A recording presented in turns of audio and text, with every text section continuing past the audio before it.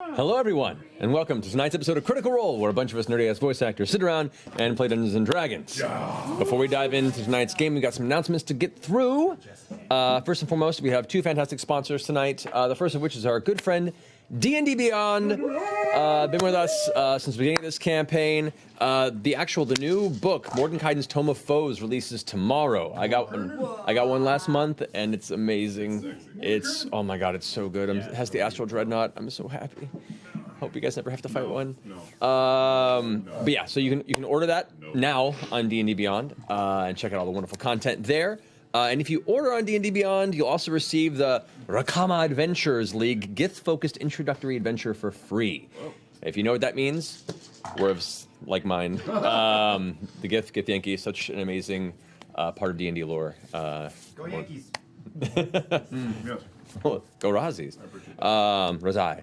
But anyway, and as a reminder, Tome of Foes is also available in D&D Beyond's Legendary Bundle, which is still 25% off using the code 826LA. So if you wanted to do the Legendary Bundle, get the huge discount, Tome of Foes is included in that. So go and check it out. It's amazing. So thank you, D&D Beyond, and hope you enjoy the new release tomorrow. Sam, you want to talk about our other sponsor for the evening? Our second sponsor for the evening is Backblaze. If you guys don't know Backblaze, I'm sorry. If you guys don't know Backblaze, it is unlimited cloud backup for Macs and PCs for just $5 a month.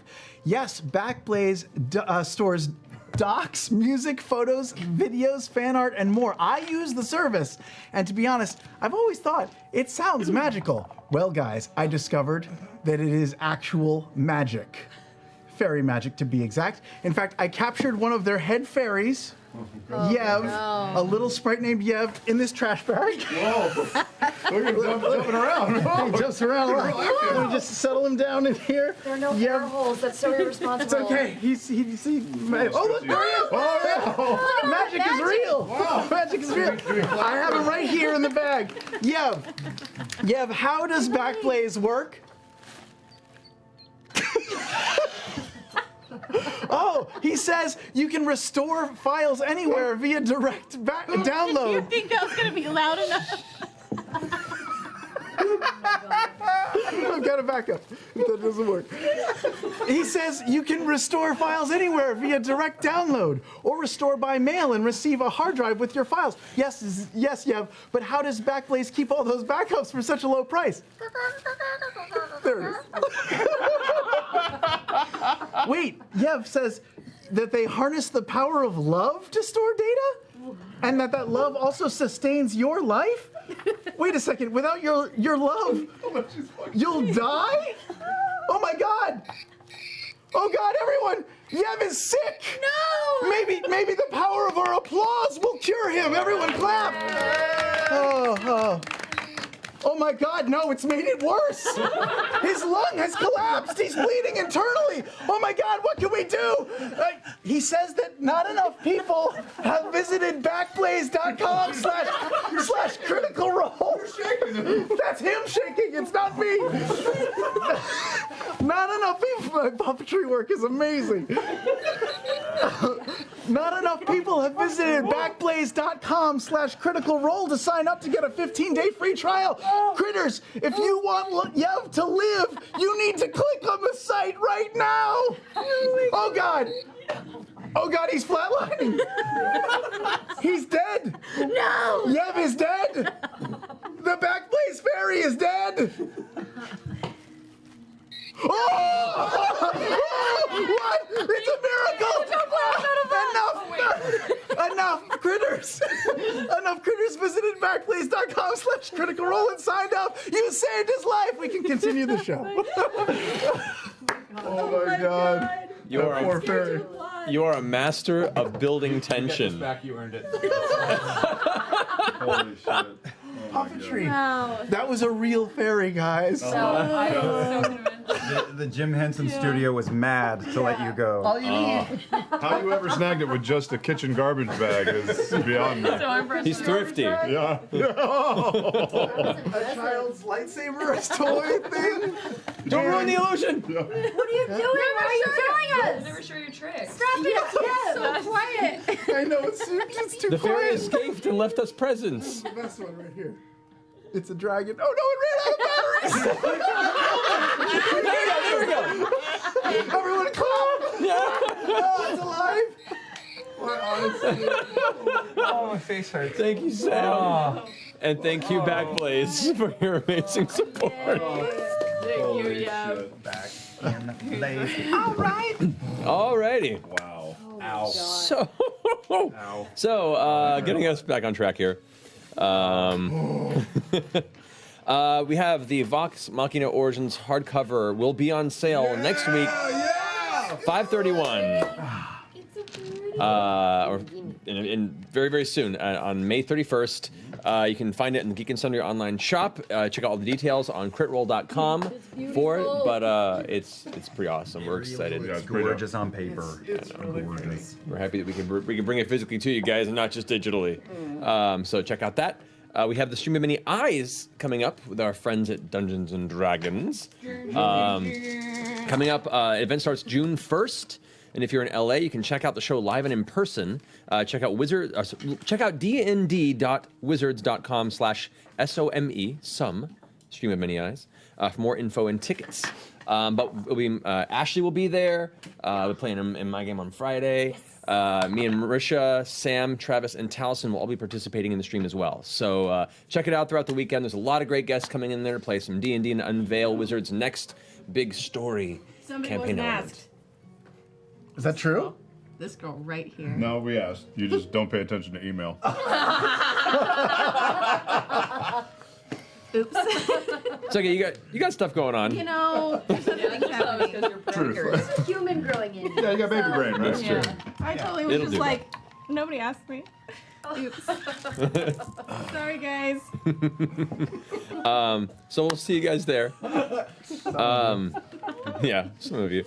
All right, so once again, we have our fantastic Talks Machina every Tuesday at 7 p.m. Pacific, where our fantastic host and Meister of Cabbages, Brian W. Foster, will be there with a few guests from the show to discuss the events of tonight's episode. It'll be available on Twitch and Project Alpha, so go check it out there. Also, a reminder for Twitch Prime, if you have an Amazon Prime account, you can go ahead and sign up to subscribe to a channel on Twitch for free every month if you manage to merge the two accounts together with your Twitch Prime and Amazon Prime. So, yay. Let's see, we have the Critical Live die sets are currently back in stock and in the store. Yes, right? and if they're still there, the Vox Machina die set is around as well. Oh, shit, there we I go. know. Oh, I know. I tweeted it out because I was like, no one told me that one was in. That's there you exciting. go. And to finish up, I will be flying bright and early tomorrow up to Calgary to be part of Odafest. So,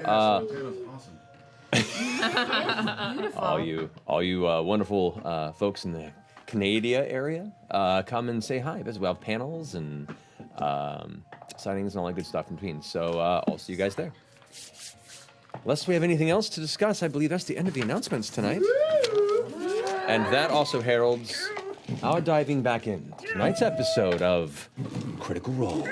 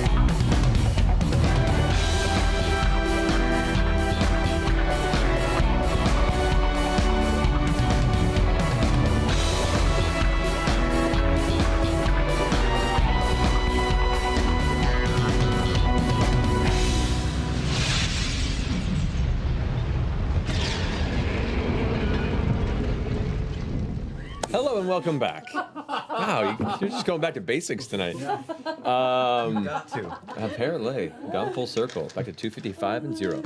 Welcome back.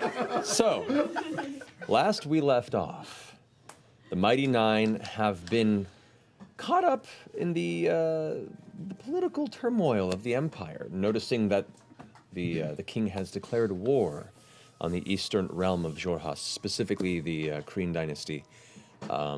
Apparently there was an assault on one of the garrisons to the east. There were many lives lost, and the sky now darkens. And so you've begun to decide what it is you can do and what your current plan of action is. As you began to gather your things and decide where your next trajectory would be, you were summoned to the King's Hall, or brought before the lawmaster of the town of Zadash, in which she implored you, if you were interested, having proven your mettle in the past and in the victory pit not too long ago, if you'd be interested in signing up as legionnaires to help aid, protect, and do work for the Empire at home, while all the military forces of the Righteous Brand have moved to the east to engage with the enemy. You took it under consideration and left, went back to gather some more supplies at your inn, in which you were delivered a missive from an old friend, Kara, saying that the gentleman would like to speak with you. And that was where we left off.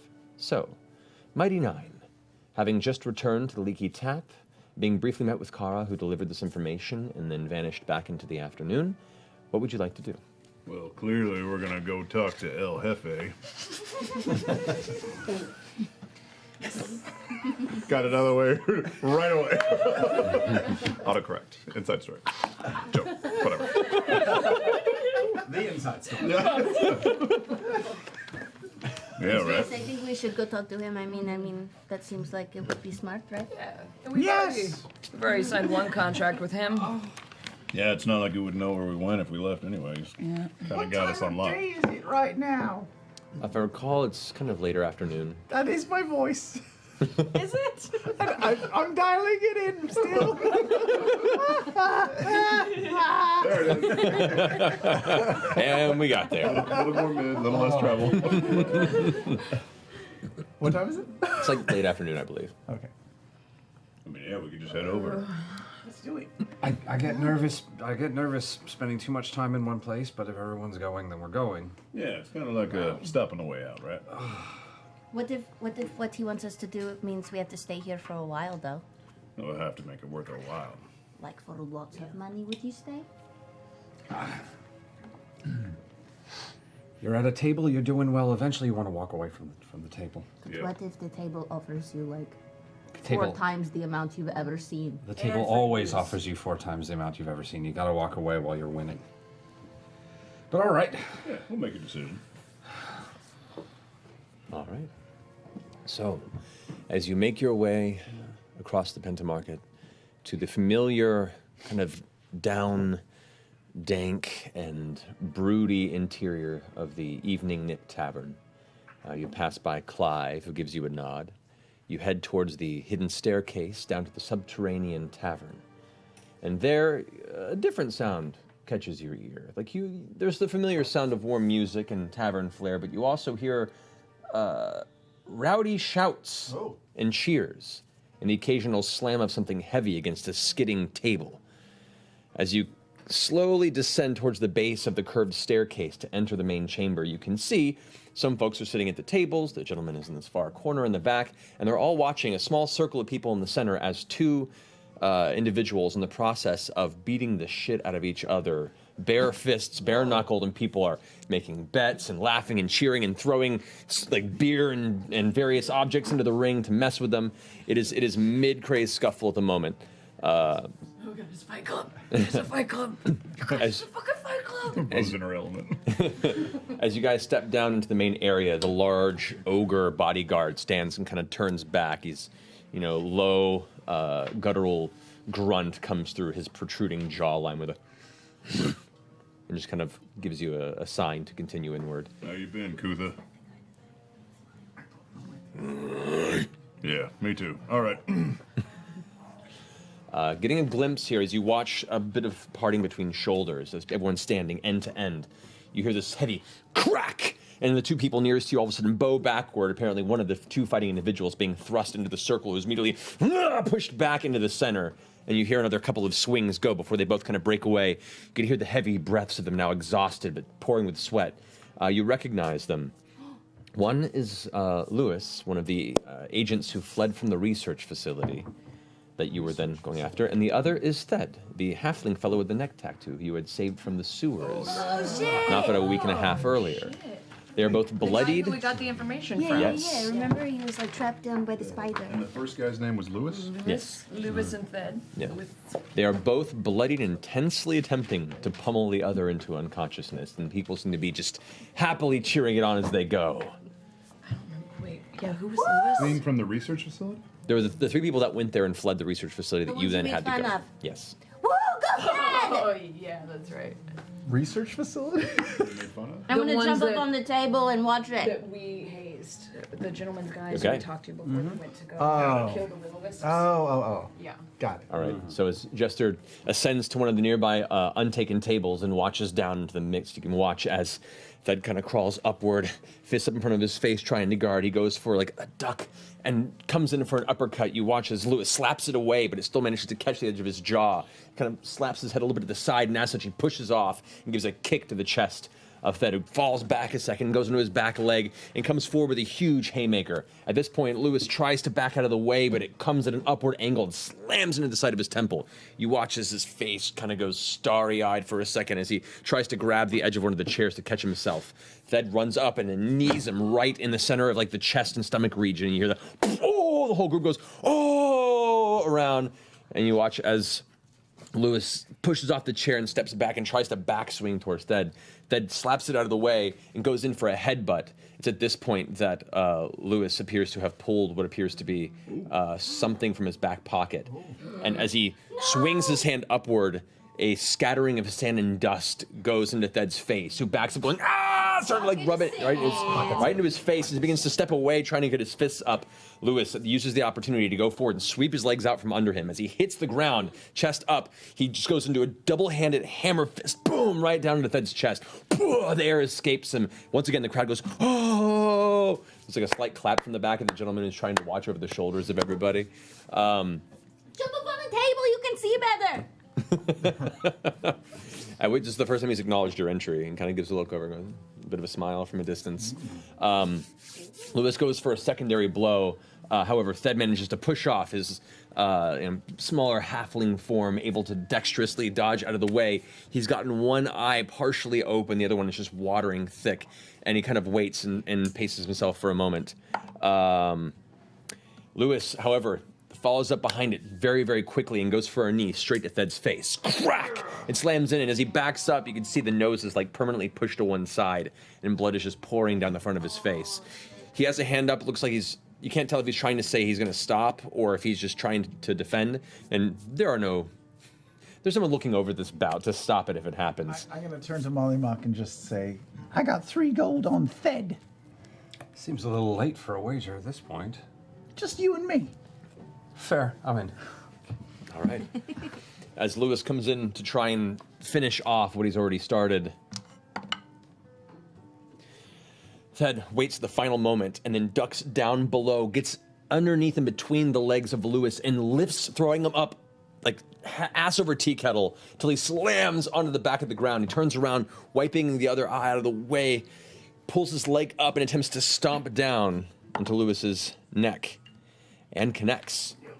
Immediately there's and he's just holding him in the ground and jamming and grinding his heel into his throat. Everyone's shouting, yeah, get him, get him! Somebody gonna stop this? Why would you? Ah! Lewis is desperately trying to pull the boot of Thed up off of his throat, but Thed's able to keep it down as he's pushing and pushing. He spits blood right in the face of Lewis, like onto one of his eyes. At this point, you watch as the consciousness of Lewis begin to fade, the eyes roll back, and then eventually, as the rest of his body goes limp, they pull that off and they cheer and lift him up and carry him off. They go ahead and pull Lewis up into a chair and start slapping him and pouring water in his face. He comes to consciousness and kind of spits out a tooth. And then the crowd's energy begins to die down a bit, and they drag him to separate sides of the room, and people begin to go about their business, getting another drink at the bar. That was amazing. Does that happen often in here? Thank you. Shit. Has that fury of the small. Oh, that was awesome. Fight me! Fight me right now! Do you want to do it? As you're doing that, some of the crowd that began to disperse suddenly like turns and starts like tapping each other. What are the rules? Just hit each other. Okay. Okay. Round one. So, as you both charge into the center, starting seemingly with no purpose other than the necessary adrenaline to kickstart the rest of your evening, It's not like it hasn't kind of happened before. I need you both to roll initiative. Holy shit. I cast haste on Beauregard. You piece of shit! What is that? Beauregard, 22. Do I get to roll twice? you roll Because- initiative. Okay. You did. I did. 17. Okay, but hold on, let me check real It's fast. licorice. I just need licorice. Did I notice him casting haste? I didn't try to hide it. Okay. Okay. Saving throws, not ability checks. So yeah, so you don't get advantage on your initiative. Okay, 17. 17. All right. So you feel this sudden strange surge of adrenaline and energy. Time around you seems to slow ever so slightly as you watch Jester start rushing in to swing towards you. Faster than you expect, though. What are you doing? I'm gonna punch her in the face and cast inflict wounds. Oh,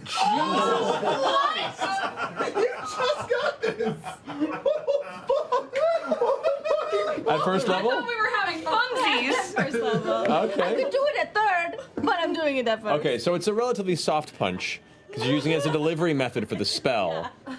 So it doesn't do any actual punch damage. However, you do have to roll to see if you connect. So make a melee spell attack. Oh. 18? That hits. All right. Oh no. So go ahead and roll damage. Oh no. I believe that's 3d10 necrotic. 10, I think so. Oh, God. Let's wrestle. Okay, mace in your face. Third level's like 5d10. What's the wrestle and you shoot him in the head? Like what? 17?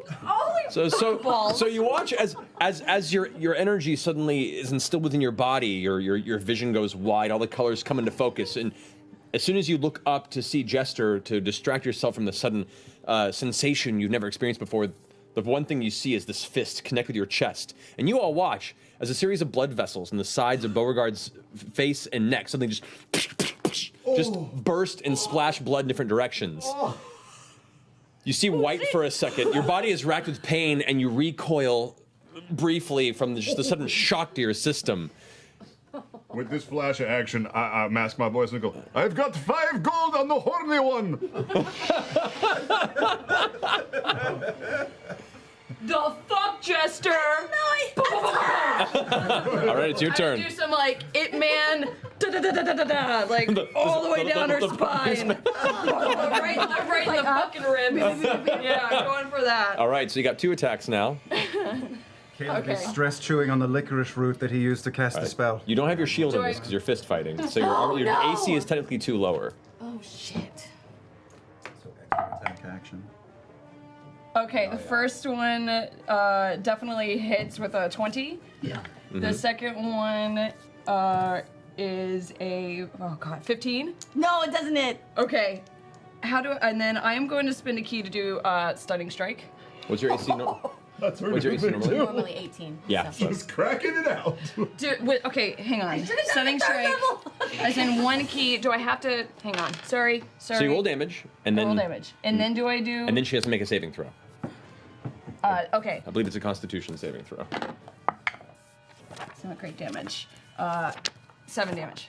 7 points of bludgeoning damage as she begins to just pummel you repeatedly across the front of the face, down into the side of the torso, and Not yet.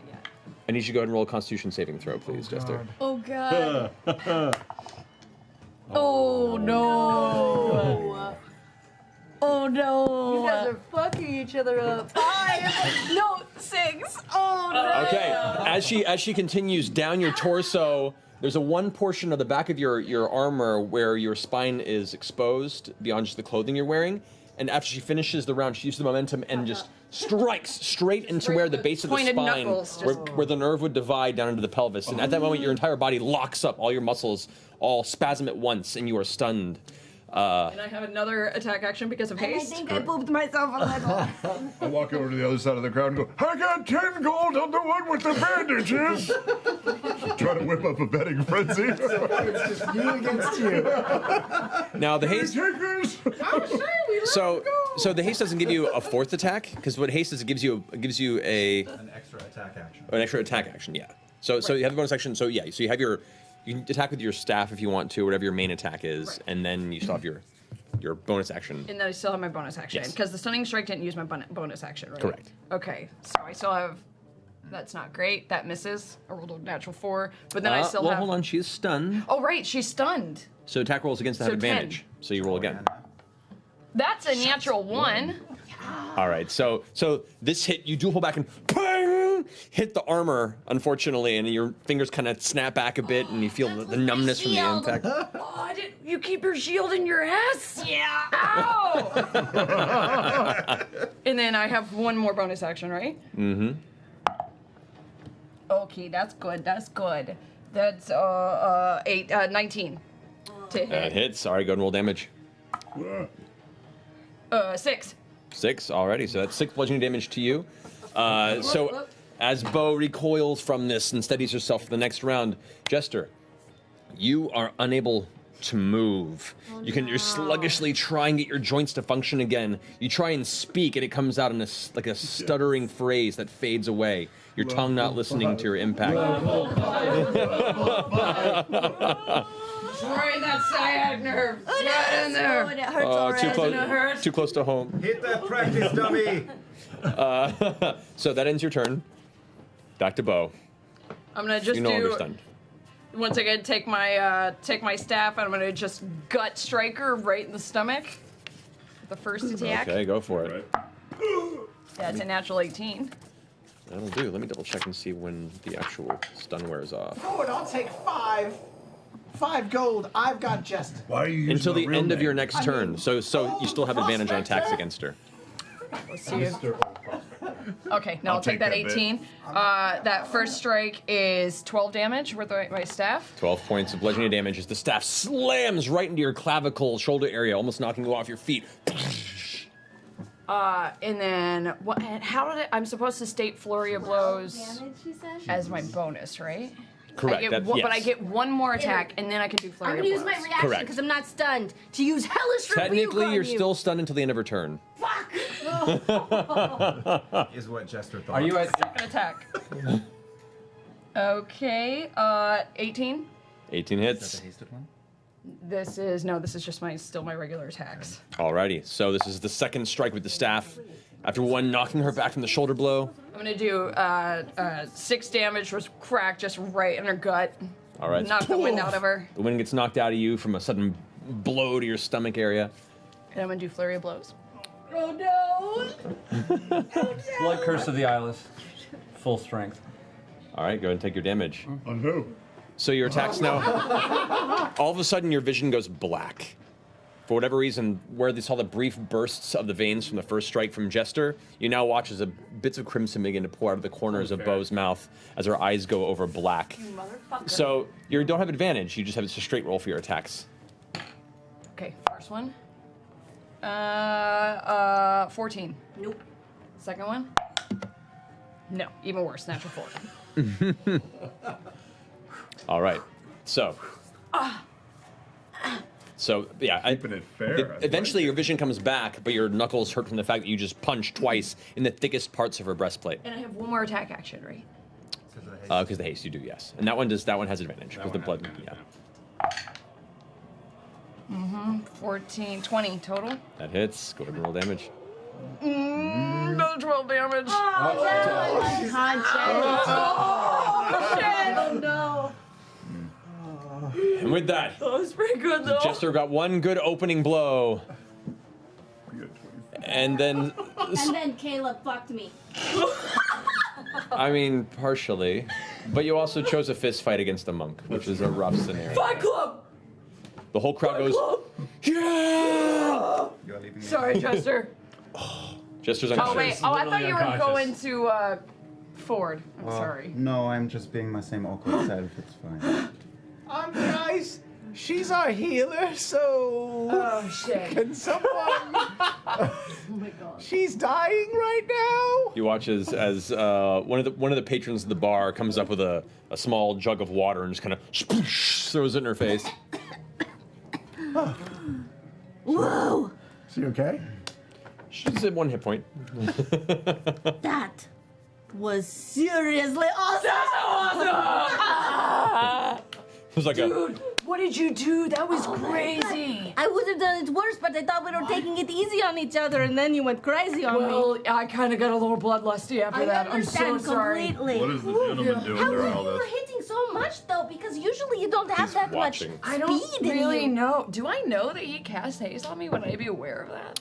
not at the moment. No, there's just this, and you're still affected by it. I don't know. Maybe it was a relapse of those mushrooms that Molly and I did. I don't That know. was a Talking while super ago. fast, all cooked up. Come here, lad. I don't know, man. She's really- great. I don't know. I feel really good about myself right now. About this point in the Okay. conversation, the adrenaline leaves your body, and you almost keel over. You become suddenly super lethargic and exhausted. Oh, God. Definitely the mushrooms. Ooh. We're gonna take a nap after this, right? No, we're walking out of the city. Miles. Fuck. I sent Fromkin over to start lapping the blood off of Jester's face. Oh, hi, Frumpkin. You're a little evil creature that drinks blood. The crowd begins to go back to their scenario. Some of them seem confused by the display of joyous hugging afterwards. Some seem to be down with it, or like, yeah, this is what it's about. I kind of take my canteen and kind of clean Jester up and try and help her out because now that the adrenaline's wearing off, I'm feeling a little guilty. Perfect. No, it's totally fine. I did it to myself. Sitting on one of the table edges, you see Dweez, the little, like, creepy gnome you met earlier. He's like, I don't like him. That was creepy. at which point, a familiar voice kicks up from the back corner. Friends, come, sit. And thank you for such a fine display of sportsmanship. Yeah, it's us. Always, always down for a scrap. Apparently. The gentleman now sits there. His comfortable attire today comes in like a billowing linen, kind of a dark navy blue shirt. That kind of frills at the wrists. You can see his rings and jewelry available as his fingers are kind of crossed and partially steepled in front of him. Not stapled to him, it's a whole different thing. Oh, God! I'm gonna use this time talking to him as a short rest. Yeah. That's an hour. So, Well, yeah. hopefully. So, spend an hour here and you'll be fine. Yeah, okay. This is, so. Thank you for coming so quickly. Of course, it didn't seem like our options above ground were all that plentiful. We were more than anxious to hear what you might offer. Oh, rather tenuous times these are, wouldn't you say? Word is the breach of the Ashgard garrison was a massacre. And now the skies there hang dark with ill magic. I'm glad that's hundreds of miles from here, though. Now, with the bulk of the military moving east, and the Crown's guard stretched thin, we should begin bolstering our plots, yes? Oh, What does that mean? Well, a distracted empire is an easy empire to bend to our will. Or at least to not pay attention to what we're doing. indeed. I assume it doesn't mean overthrowing it, more manipulating it to your individual gain. Oh, I have no interest in political endeavors. Just the more confused they are, the better for business. Yes. So, I have a few possible jobs here if you're interested. And I don't mean to act so quickly, but word comes to me that you had been summoned to the King's Hall, and I would hate to think I missed the opportunity to get more work under your wing before losing you to some unfortunate state-based conscription. So, first order of business, should you be interested. He leans forward and kind of sets his glass a little further from the edge. His voice hushes a bit as he leans in. I have some friends to the north whom I've been needing to reconnect with. Allies who would be very profitable partners in these times. I'm rather strapped for attention at the moment, and I have a hard time trusting some of these other louts with detailed missions. He means Lewis. Anyway, if you've any interest. Fucking Lewis. Indeed. And you glance back over your shoulder and you see Lewis at the bar, who's just like still dazed and drinking a giant cup of ale and just wiping the blood off the front of his whole torso. Ugh.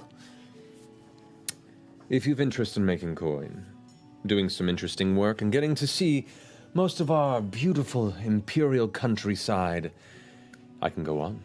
Yeah, who are these friends of yours up north? An old friend of mine named Ophelia Mardoon. She has a base of operations about 350 miles northeast of here, past Nugvarat and the Quana Breach, on the outskirts of Shady Creek Run. I'm sure you've heard of it. Yes, we have, actually. Sovereign town outside of the Dendalian Empire, and outside of the law, that uses the Savalier Wood to keep the crown at bay. Spoken of as a haven for criminals, thieves, murderers. But really, it's a home to the truly free entrepreneurs of Wildmount. And criminals, thieves, and murderers. Now, Ophelia is unable to enact on any partnerships at the moment, as her current business is tangled up in some of the local riffraff, and she's requested aid in stabilizing her situation.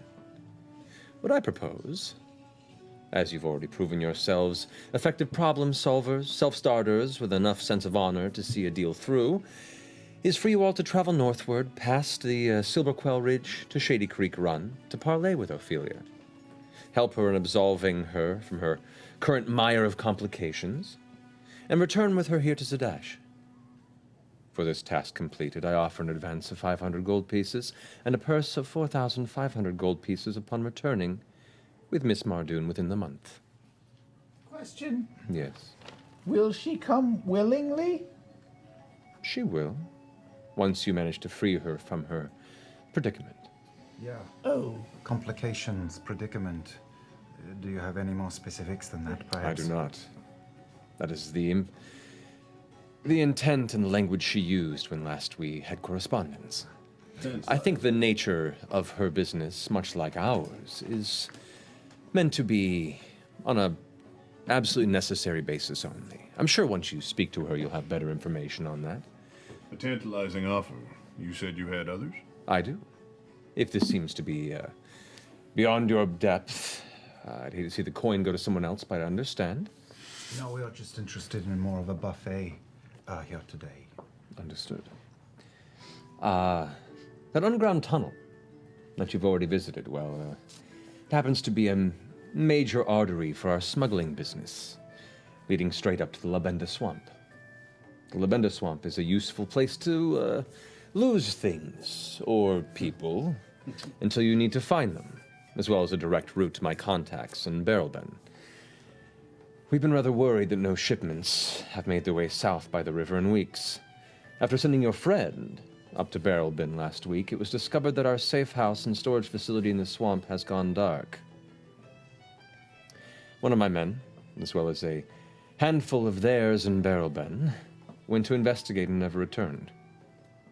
Now, the swamp folk are a superstitious lot, an unfortunate facet of working with them. Like swamp creatures? And the like, I'm sure of it.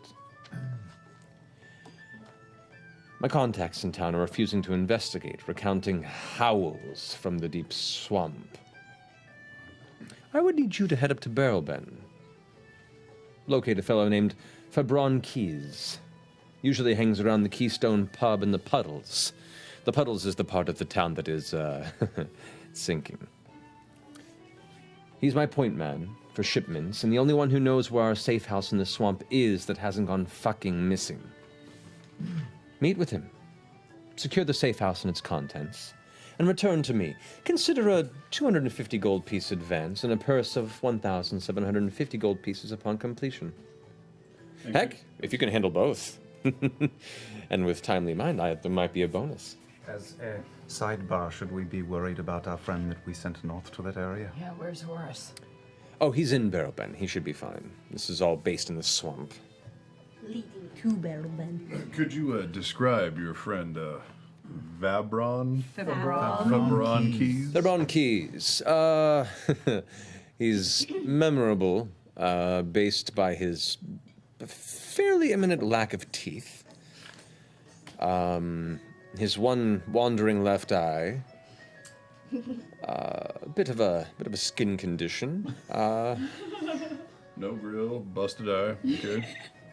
Yeah, but he's good at the work he does. What work is that? Keeping his mouth shut and knowing where the secrets are and not giving those secrets up. He's been pressed for it a few times and has proven to be trustworthy, and I admire that. And would we have the same sort of timetable for this mission a month? The sooner the better, as the longer these shipments continue to elude us, the more money we're losing. Like I said, timely manner, there may be a bonus. Anything else? Those are the two at the moment. If those don't tickle your fancy, I'm sure we could have maybe another opportunity in the next week or two. I just would hate to see these go to less qualified individuals. Well, perhaps we'll partake of some beverages and discuss. One more thing, though. Our other offer was for 10,000 gold. Seems like maybe you could match that just to make it a little bit more equal? You mistake this business as some sort of a push for inherently equal pay, my friend. I don't know what business the Crown wishes to offer you, but I can guarantee you it has a ceiling. Okay, well, the other side of that was that we would kind of get access to some, like, potions and supplies and stuff. Is something you can provide to us when we go on missions for you? Make a persuasion check. Natural 20!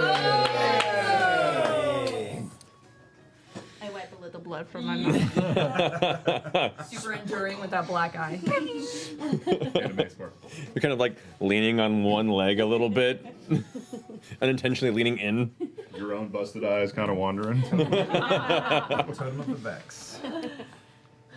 I'm sure we could provide a few supplies. Remember, we try not to dip into our own contraband, but we could assume that we could provide some things, yes. Does that contraband include high-quality paper and ink? We can provide paper and ink, sure. You know what contraband means, right? High-quality paper and ink. We'll learn them. It's all right. Okay. Give us some time to discuss, and we'll get back to you shortly. Of course, of course. Well, drink, be merry. You know where to find me. Is there an open booth or... The darkest. Yeah, the darkest corner. Or like a bumper pool table that we can all... There is that. Yeah, it's more of like a shuffle puck kind of thing with the sand on the side. Just a Pac-Man table? Yeah. Galaga. The darkest table is the one that's tucked right inside the spiral staircase where you enter. Oh, yeah. Which normally has somebody sitting there, but at the moment it looks like they're in the process of getting a drink. So if you swipe it now, you probably piss somebody off, but you'll get the table. I pull the full Riker hop over the chair.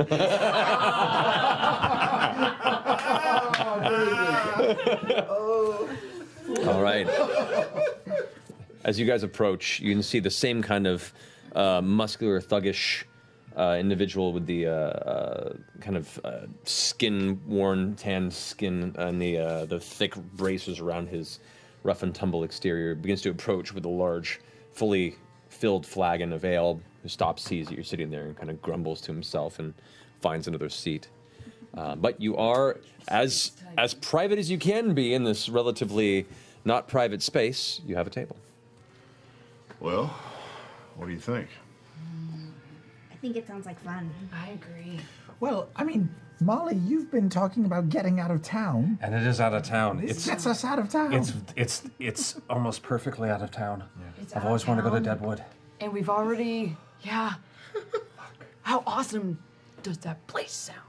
Shady Grove. Which Yeah. one? The Shady The Grove? shitty swamp? Shady Creek No, Road? Shady Creek. Yeah. Well, that would be probably the second After. one, right? Yeah. I am With feeling the greedy. swamp. How do you Sounds feel great, about too. it, Yasha?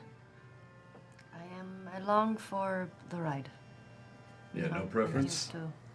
I mean, I'm up for all of it, you know? Whatever you guys decide. Any preference to water versus perhaps an abundance of dry ground? Versus both. Well, I mean, we're all leaning more towards this than going to the Menagerie Coast for the Empire, right? Yeah. Yeah, it does sound like fun. I don't like contracts. We already gave our blood to this guy. We're already in. That's already his in. contract. That He has is a contract gets. Exactly. Plus, if this is as aggressive as they say it is, an attack on the border, I'm sure that Legionnaire's job will be there when we return anyway. Price might have increased. Kind of seems like the Empire just has enough money to just throw at problems. I don't That's think right. that's gonna change. Yeah. Better to bet on the underbelly rising up than the top maintaining what it has. Also, this way gets us to go straight through Hupperdook. It does. Yeah, We can stop by Hupperdook. I'm just saying. Remind me what's in Hupperdook? It's just no a funny idea. name. It's like a cool name I for a imagine town. that all of the buildings look like mushrooms. They've got a wax museum. Yeah. Largest ball of twine. Yes. Yeah. Hupperdook. The Branson of Wildmouth. Branson of Wildmouth, yeah. I hope Okay. it is. Definitely stopping in Hupperdook. They've got a soft serve place there. This will be great. So we're gonna take that shady underground river out. Yes, we have to be careful of those monsters that came out of the. We know those monsters now. Yeah. I took care of all those traps.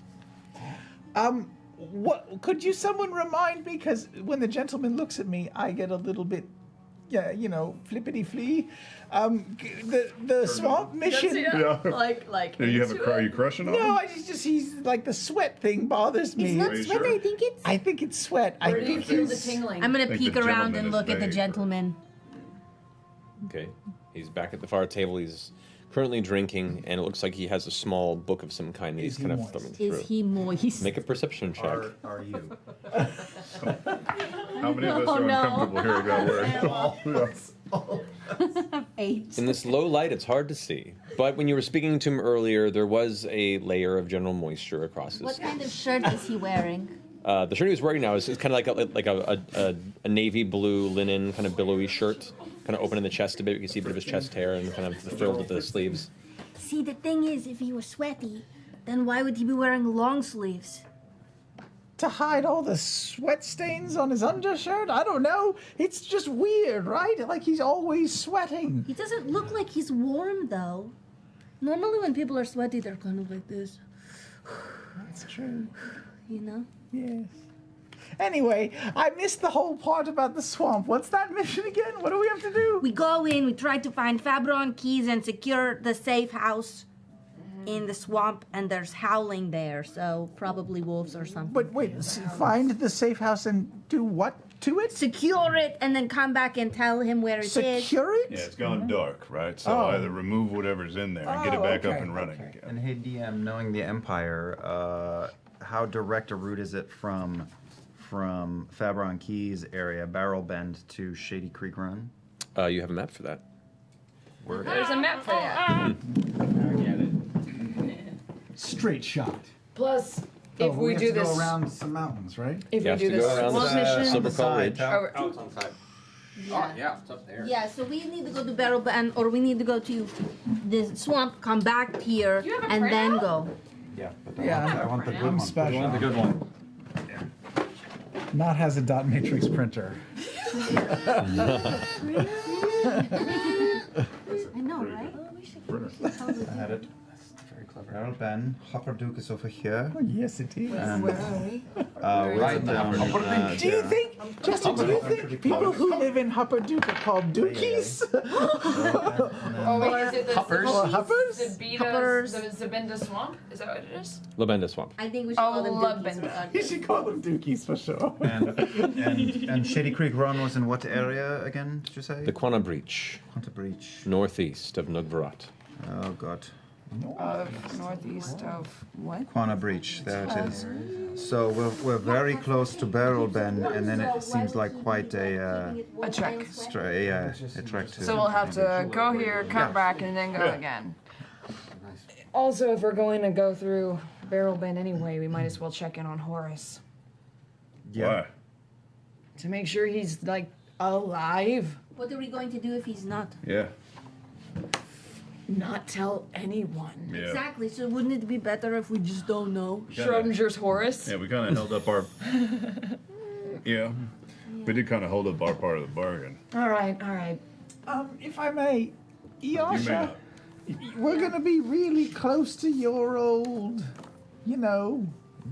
place where you live. May I see the map? Yes. Just to make sure. Well, Yeah, we're going up and Jorhas isn't just here. Jorhas goes all the way up It's here. big, but I mean, I'm from the south anyway, so.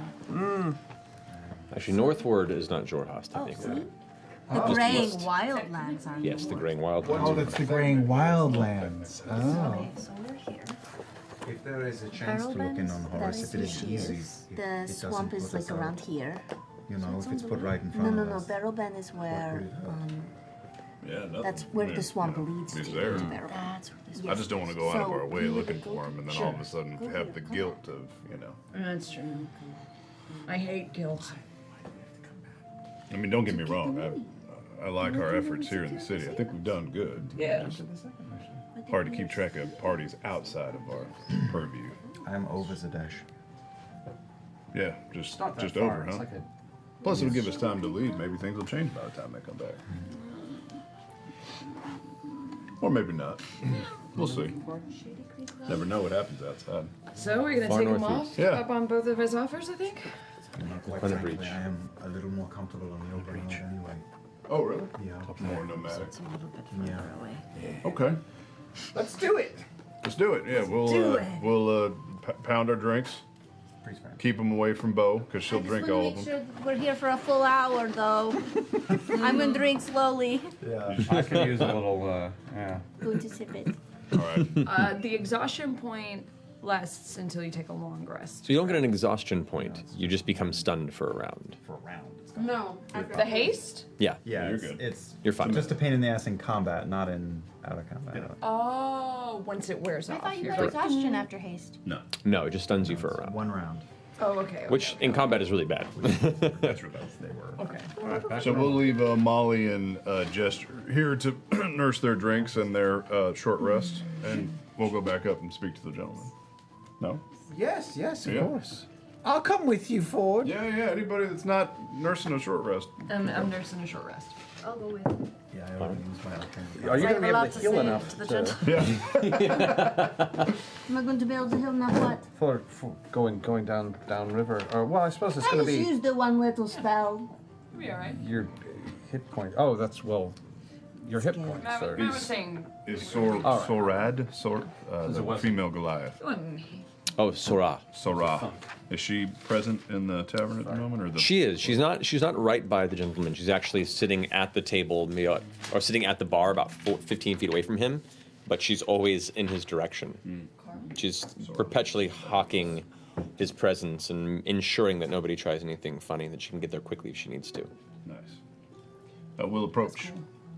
All right. He's in the process of thumbing through the small book. He's finishing a sip from his goblet and watches you approach. Ah, that was quicker than I anticipated. Indeed. We have good news. We have decided to take you up on your offer. Which one? The Lavinda Swamp. All of it. The Lavinda Swamp is what we've decided to take you up on. Very well. Yes. And you are not choosing the Shady Creek Run. Well, will you be reassigning it very quickly if we don't take I it? need it to be taken care of, so if you won't do it, I'll find somebody else who can. That's the Time is of the essence here. Oh, I thought we were doing the beginner's course. We're gonna do that. And then the other one. We'll say Oh, yes we're to doing both. both? let's do Well, both. we had hoped we could do both. Can we do both? You can indeed. If you do both, I'll be happy to reward you with something nice at the end of it, because that's quite a feat. Apparently our ambition has no limit. Both it is.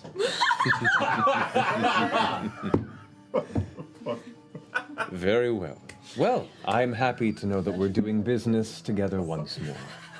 I would recommend, if you're heading to Barrel Bend and the Lavinda Swamp, to take the Bromkiln Byway. We do have the river, but one, you have quite a number of individuals that aren't the most quiet. And there are certain things that exist throughout that 70-ish mile journey you would be taking underground.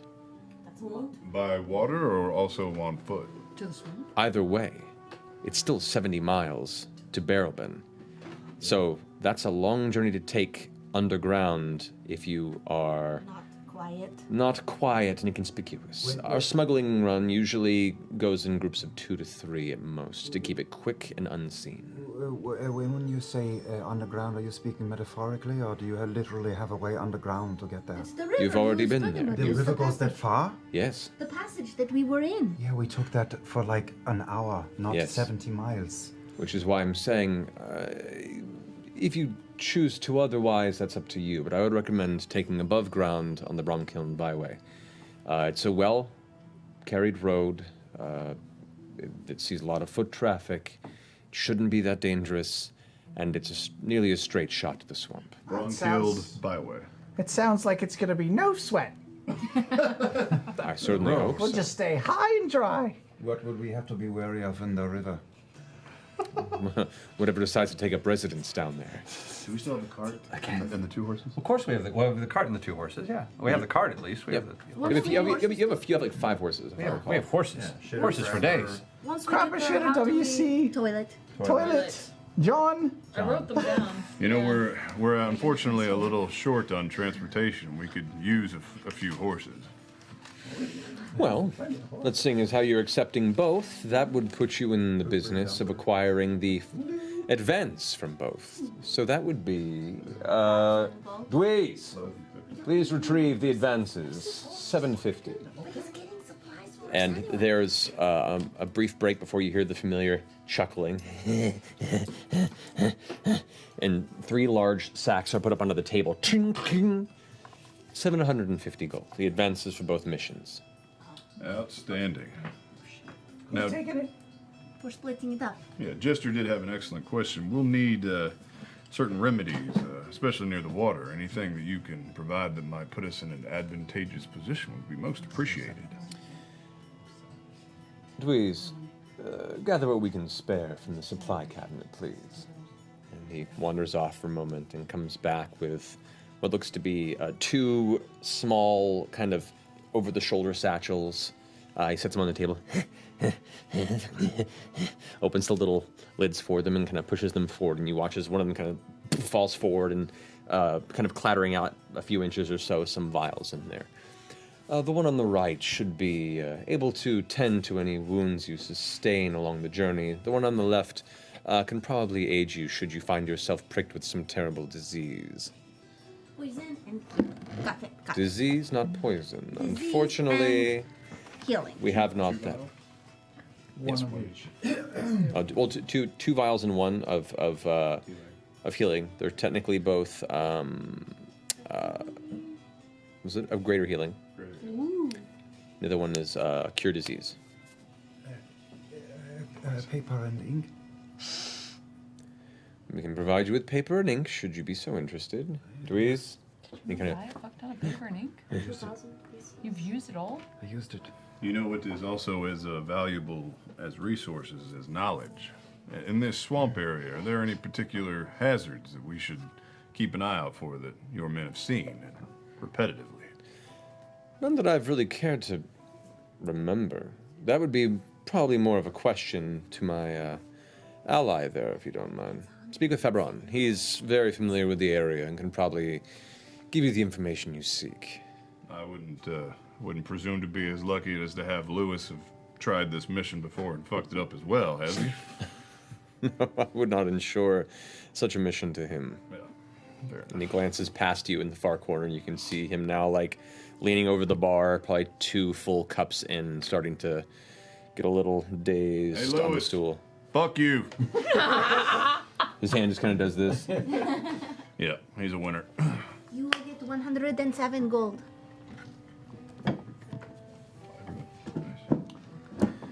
Well, Anything else you require? no, this has really whet our appetite. Swamp button. Sure. I just can't stop staring at his face. It's such soaking wet. Sorry. Ask him what he is doing. Anyway, if our business is complete, I appreciate your patronage. I look forward to our continued partnership, and I wish you all the luck. Thank you. Thank you. Don't sweat the small stuff. Fucking shit. It's all false stuff. Caleb hangs back all by himself and says, paper and ink. Louise comes up from behind a moment later with a stack of regular parchment and ink. He hands it over. It does not look like it would be the necessary enchanted or prepared inks that you could use to scribe spells per se, but it's parchment and ink. Yeah, danke, okay. This is very exciting. 2 missions at once. Well, one and then I run back to the gentleman. Should we come back here after the first part, or should we just continue on and take care of them both and then come tell you? That's up to you. I can't pay you unless you come back, but if you complete them both and do so in meaningful time, I'll be happy to pay you when you return from both. Okay. Just send a word, if you could, upon the That way clearing you know our we safe did it house. timely and we can get that bonus part. Precisely. Okay. All right. Thank you. Thank you very much. Good Yeah. luck. Thank you. Just gonna leave a handkerchief just in case. Oh my god. He just glares at you, glowering at Nod as you all step away from his corner of the chamber. Well, it's still a really good time in the day. We should go ahead and make preparations. Make our way back up.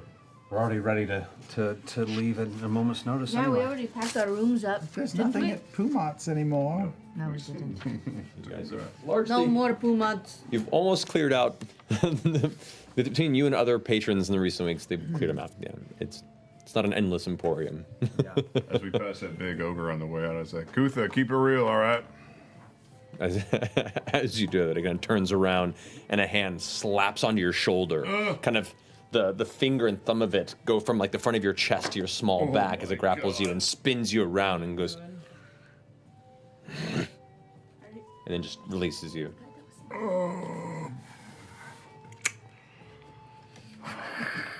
That's a big hand. Yeah, that was a smile. As I leave, I flick the wand of smiles at him again. Fucking Kutha, I can't catch a break. 4.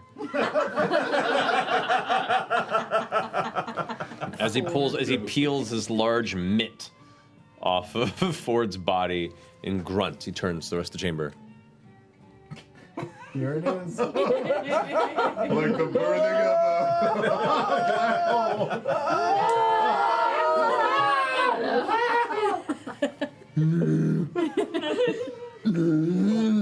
He starts like pulling at his jaw. It's almost like getting a Charlie horse where he can't stop the muscles and he tries to stop it. Oh. He doesn't want to smile. Now I feel guilty. He probably deserved it somehow. So you guys ascend the stairs back into the main front of the evening nip, and the rest of the city afternoon is yours. What would you like to do? I mean, we can just head over to the cart and the horses. Should we just get a head start then? And Yeah. Go? I am going to Camp run out over to tonight? Pumat's to buy some paper and ink. I'm gone. Okay, Caleb Wait, is just. I joined Caleb because I went pee last time when you guys went to go. Okay. Okay, there's nothing there. It's cleared out. Well, there's some things, But but you can finally kill him if you want to. Oh shit, there are 4 more! massacre in downtown Zadash this afternoon. As you run off and say, meet us at the cart and horses. All right, super fast. All right, so as you guys charge over to the Pentamarket, you make your way to the exterior of the Invulnerable Vagrant. Stepping inside, there is a rather chill customerless interior as two of the regular Pumats sit at the front, and as you step into the chamber, oh, you're back so soon. I figured you had completed all your intended means of purchasing. Yeah, this is a quick stop. I don't want to take up too much of your time, and we don't have much. We have a busy day planned, but I was wondering if you had perhaps maybe 100 golds worth more of that good paper and ink that you have supplied me with already. I can go ahead and look. You're starting to really diminish our stockpile. Oh, yeah, I'm sorry. Also, if you have, I am in need of maybe 20 to 30 golds worth of fine incense, if you have that as well. That I'm pretty sure we can supply. Is that right? Just checking the back? I know I was there yesterday. We got plenty of incense. Don't worry, we got you covered. It comes back in with 2 sacks of very, very strong, almost pungent smelling incense that when burning has a more pleasant scent, but these have been treated specifically for rituals and various arcane means. So you get 30 gold worth of incense at your disposal, and the 100 gold worth of enchanted inks and scribing materials and paper that you can utilize to make those notes and transition it into a spellbook. Is there anything that you wanted to purchase while we are here? Little birdie told me there might be bracers here. That's one of the few items we have left. Yeah, it's, I apologize, it's a little embarrassing. I mean, we've all been talking about, it's really embarrassing. It's hard to have a shop without a Bracers? inventory. Oh, yeah, right over here.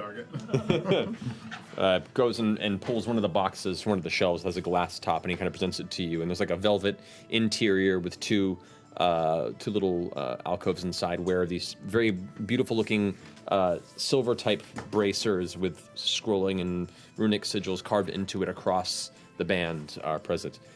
These would make a better defensive capability for someone who does not themselves partake in the use of armor. Oh. I don't partake in the use of armor. That sounds like it's meant to be. How much? 1,200 gold pieces. Holy shit, Pumat! Play it cool. The fuck? What? I'll come back when I'm fucking rich, alright? Okay, they'll be here waiting for you. Alright. Holy shit, Pumats. Holy shit, Pumats! Thank you. You want fucking 1,200 gold? How do you have 1,200 gold? You don't want to know how much I have. I apologize. Didn't mean to send you into an existential financial crisis. But it's a really powerful enchantment, and I'm always in an existential crisis. I'm gonna go now. fair enough. Okay, well, Pumat Prime worked very hard on those. When you come back to get them, I think you'll be very happy with the amount that you've spent to keep yourself alive. We are very appreciative, and I don't know if you have already, but you should look into some sort of like membership card or frequent customer points. Stamp punch? Yeah. I'll go ahead and bring it up with the big guy himself. 10 visits. 9 potions, the 10th one's free. Yeah, Fantastic. 1,000 golds worth of paper, and the 11th ream is free. We'll go now. Yeah, okay, thank you. We go very quickly. Bolt over to the cart. You guys exit, make your way to the You cart. know that little boost you had back there in your fist fight with the blue one? You are welcome. Did you fucking slip something in my drink, Caleb? I The cast fuck, man? That was a spell. Oh! Anyway, Dude, that shit was awesome. Yeah, I was into it. You scratch my back, I will scratch yours. Alright.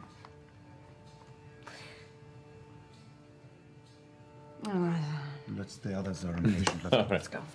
The rest of you, as you gather the carts and the horses you have at your disposal, you've prepared yourself for exit from the town. Eventually, Caleb and Beauregard catch up to the rest of you. What would you like to do?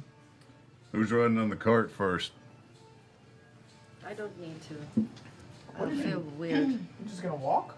We have horses. You can ride the horse. Yeah, we got like Ride 5 the horse. horses in the cart, and 2 horses pulling the cart, or 2 and 3 solos. It was good to be a lookout while the others. Do 4 horses pulling the cart and 2 solo. 2 horses pulling the Horses cart. pulling the cart. How many horses? We have 6 horses. We have 5. We have 6 horses. We have 6 horses? Yes. Yes, don't. Also one person Only needs 5 to of be them in the have cart. names. We I'll never drive came up it. with a name for the 6th horse. I'll drive the cart. Loaf. Okay. How about loaf? Loaf is a good name. So we have W.C. Lou, John Crapper Toilet, and Loaf. Okay. So 2 horses pulling the cart, and 4 solos. Chester says she's riding the cart. I'll drive the She's cart. driving it. Who else wants to be on the cart? I want to be on the cart. I would as well. Okay. I'll take water closet. I'll take loaf. WC. The name of the horse. That's right. Sorry. I'll take a horse as well. Okay. Yeah, I'll take a horse. I guess because you're all in the cart, yeah? Yasha, will you hold this for me? And I put Frumpkin on her shoulder and start transcribing. Right? It's a fucking cat. Keep that demon cat away from me, El Gato es Diablo, all right? I'll give him a pet. But is it real? I don't understand because sometimes it proofs, you know? It is a real cat. Well, I'm not trying to make you upset or anything. Just sometimes it goes away and then comes back. I'm confused. Frumpkin can be here, or Frumpkin can be there. And right now he is here. Can I touch him? He would like you to touch him, yeah. Respectfully.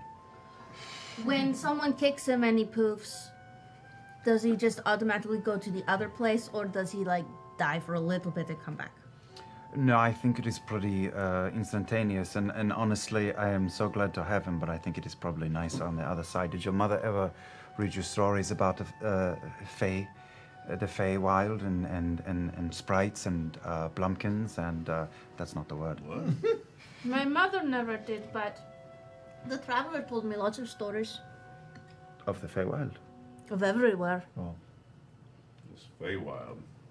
It's like another city? It is another plane of existence that is mirrored just slightly off of our own, with us but apart from us at all times. There's fairies, and that's how the unicorns get over here. One thing at a time. Holy Elves shit. and stuff. He's making a very strange noise right now. What's it sound like? That's what that means he likes you. Do you not have cats where you grew up? I've heard the cats, but this is... Frumpkin was one of the first. Did they have cats. dogs? Only rats that they ate. We just have lots of rats. We have many creatures, but... Do you have wolves? Yeah. Where did you keep his pets? We didn't really have any. You didn't have pets? No. Oh. But I like him. I tell Frumpkin to nestle in, and he starts doing that thing where they claw their way in when they're getting cozy, and it hurts, but it's also lovable at the same time. Making biscuits. Roll for kitty biscuits. Pure death. Anaphylactic shock. And then I stop talking to everybody, and I start transcribing things. All right, well, I guess I'll take the lead, and we'll make our way out the city. Woo! Heading northeast, right? Swamp. North. To the swamp. To the bronchial byway. Bromkiln, yeah. Already. Bronchial Still don't byway. Bronchial byway. Bronchial It's the life breath of the land. We ruined everything Matt Yeah. creates. I just don't know how to spell it. I heard bronchial. Sometimes you do make them bulletproof, and we get mad. Like That's true. Lewis. But most of the time, It's okay. we can crack the code. I enjoy it, and I'm sure every dungeon master out there who watches knows exactly how I feel when it happens. So, as you gather your things up into the cart, the horses begin to push off, and you make your way through the city streets of Zadash to the northern wall. You can still see some of the townsfolk coming out and going about their day, but the general kind of air of tension and nervousness still holds court throughout the city streets. There are clusters of Crown's Guard that are escorting Righteous Brand to the eastern side. You make your way towards the northern side of the city where the Signet Wall district begins, where you have the large fortresses where the military stays and the barracks that surround that region, to the large gate that exits the building out into the rest of the Marrow Valley. As you make it through the large raised portcullis, along with a few other folks that are in the process of making their own journey to the north or to the west or to the east. You step out into the dirt road, into the green blowing fields, the cold breeze that's blowing beneath the graying skies of Wildmount, and you push off. Being here for a while, it seems almost strange but also welcoming to be back on the open road for a moment, and you glance around and take a deep breath as that clean post-rain air still seems to linger in the vicinity. As you make a sweep on the horizon where the rolling hills and patches of trees catch your vision, off to the far east on the outside of the Signet Wall District, you can see hundreds, if not thousands of soldiers, all gathered and making their way east in small troops. As here, the mainstay source, the bulk of military power in the center of the Empire begins to make its way to war. You see horses, you see siege engines, and large ballista on wheels, all being carried and prepared for the journey to the borders of Xhorhas and beyond. With that, you pick up and continue northward, making your way along the Amber Road towards where the Bromkiln byway carves off to your destination. First, I want to ask you guys, what pace are you traveling at? You go slow pace if you're trying to be super stealthy. Normal pace is fine. Fast pace, you go quickly, but you threaten exhaustion if you continue to push that way. I think a regular pace until we get to the Bronchial Byway. Yeah, normal-ish. Okay. The Amber Road, Normal's we should good. be all right. Yeah. Okay. So you're looking at about a 75-mile journey. With the cart and the horses, you're looking at about 30 miles a day at a normal pace, so you're probably looking at 2 nights stay on the road before you reach your destination. Okay. All right. So you guys push forward and watch as behind you the large looming walls and towers and buildings of Zadash that have been your home for weeks disappear slowly behind you. And once again, you're kind of embraced by the wilds and open landscapes of the valley. And take a moment to reflect upon the insanity and craziness of the urban atmosphere and kind of the peace, as well as the unknown that comes with traversing such an open plain. I'd say you have maybe, at this point, a few hours before sun sets. And right as you hit the intersection between the Amber Road and the Bromkiln Byway, the sun has set, the sky is dark, the clouds prevent starlight from coming through, and what moonlight would be visible is choked, giving you only the faint glimmer of what looks to be the moon's location behind the cloud cover. What would you like to do? So it's nighttime now? It is. I bet someone's gonna try to jump out at us. Well, we should not let them do that. They do that to people that are on the open road. Why would you tell me that? Now I'm very scared. Are there any tree clusters or rock clusters or boulders or anything that provides some shelter? At your current location, make a perception check with disadvantage, because it is nighttime. I'm the wrong person. I was going to say, I was hoping to find the same thing. So. Okay. Put on the goggles. Then either you can both make individual rolls, or one of you can aid the other. Individual. I'll aid you. All right. All right, so you take advantage on your... Nope. Oh, you. With advantage. That was a 2 with No, you already gave him the aid. What? He's doing it for What'd fun. you roll? 2 and a 1. Oh, Wow. That's really shit. Cooper. As the night has fallen, and you spend the better part of the next hour trying to look for any sort of physical representation of safety or cover, and it is just open rolling hills and field. There might be places where you could stay low and perhaps, keep relatively safe, but nothing that sticks out to you, unfortunately. So, what do you plan to do? We should probably pull over or something and look around and see if Just we off can. the road is fine. At this point, I'd like to see the road as well. Okay. That way we can see anyone coming. Can I go ahead and maybe light a torch? See if I can maybe start a fire. Okay, Gather which is a good thing, because it gets wood. cold at night out here. Yeah. Bring any It's- warm clothes? We're going north. We're the worst. Oh, it'll only get colder the further north you go. But even at night here, at most mornings in Wildmount, at least this area of Wildmount, all the grass is frosted, the windows are frosted. The few moisture survives the evening without some sort of frozen state. So as the temperature begins to plummet continuously after sunset, you begin to find a place to set up camp for the evening. Bo takes the torch, ignites it, and sets a small fire. And you begin to set up a small circle and maintain warmth by taking what bits of... And it's very sparse vegetation. If you want to check for anything to keep the fire going, you roll a... this would be a survival check. Not great. 10. 10.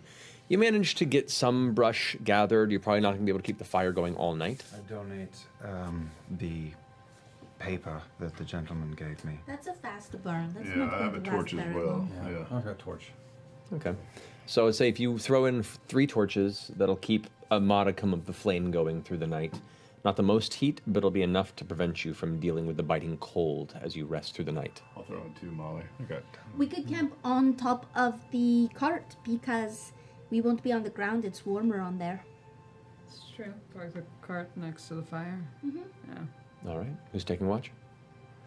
I'm taking the silver thread and making a 20-foot cube around the cart. Okay. Which is not much, but it's I'll easy take to over do. watch with him. Okay. All right. So as the rest of you manage to find yourself asleep for the evening, Jester and Ford take the first watch. Do you wish to make a perception check? Yeah. Which one of you is helming? My perception's shit. How's yours? Not awesome, but it's not horrible. It's for this group, that's pretty good. Okay. Yeah, I'll aid you. How about Okay. that? So. I'll helm. All right. Advantage.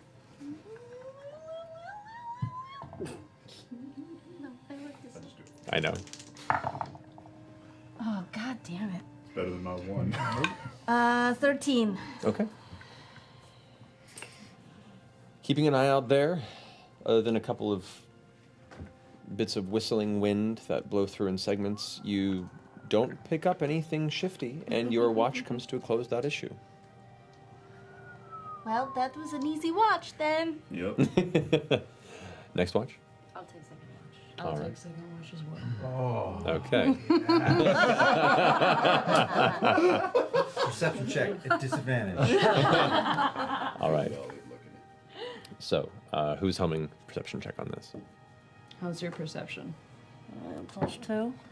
Huh? +2. +3. All right, you do it. All right. All right. So you're aiding. Take. I'll help you. Technically, because it's night, it would be a straight roll. Oh, yeah. I just forgot about that. No, she's advantaging me. Yeah, But she's got goggles. But you But the blind, goggles are girl. only a radius. This is more of a. Okay. This is a general awareness. So it's just a single roll. So you're helping or maintain. Yeah. Gil. Don't fuck me, Gilly. You called it in. Okay. Not a true 14. fucking. Yeah. 14. Not true, Okay. not true forking. Okay. True fucking. Keeping your senses around you and looking about, the watch seems to go through uneventful. Huddle together, for like warmth, body warmth. Sure, but I mean, Frumpkin is making me Oh, so warm. No, but yeah. No, I'm good. I have like a very warm shawl too. Yeah. But do you want my... No, my robe is good. It's thin, but it's like it's like high thread count, Okay. It's very good. Yeah. Well, this is as far as I've ever been, In terms of Just like, and here, I mean, I've only been to Jorhas and Zadash, So how long since you left Jorhas? Did you grow up there? That's a better question. Take that one. I did grow up in Jorhas. Yeah. Yeah. I did grow up there, but I left there, I think it was about... 8 months ago. Yeah, I think it was about 8 months ago. Yeah, from what I can remember. But, yeah, guess all of this is still very, very new, you know? And I like this stuff. Grass and things, you know?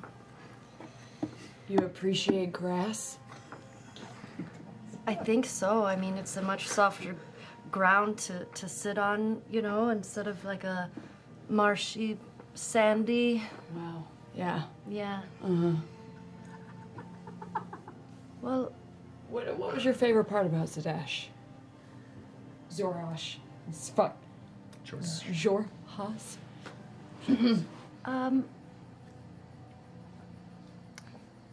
I don't know if I had a favorite part. Is it that bad? Well, I mean, it's all I know, but it's probably not the best place to grow up now that I'm seeing everything else, you know? And I think sometimes I wish maybe it was a little different. Do you still have that, like, this is home connection with it, though? Or no? Yes. I think I will always have that. That's nice. Well, I hope to see it someday. I don't know if you're going to be that impressed by it, but maybe you will like it. Can see your breath.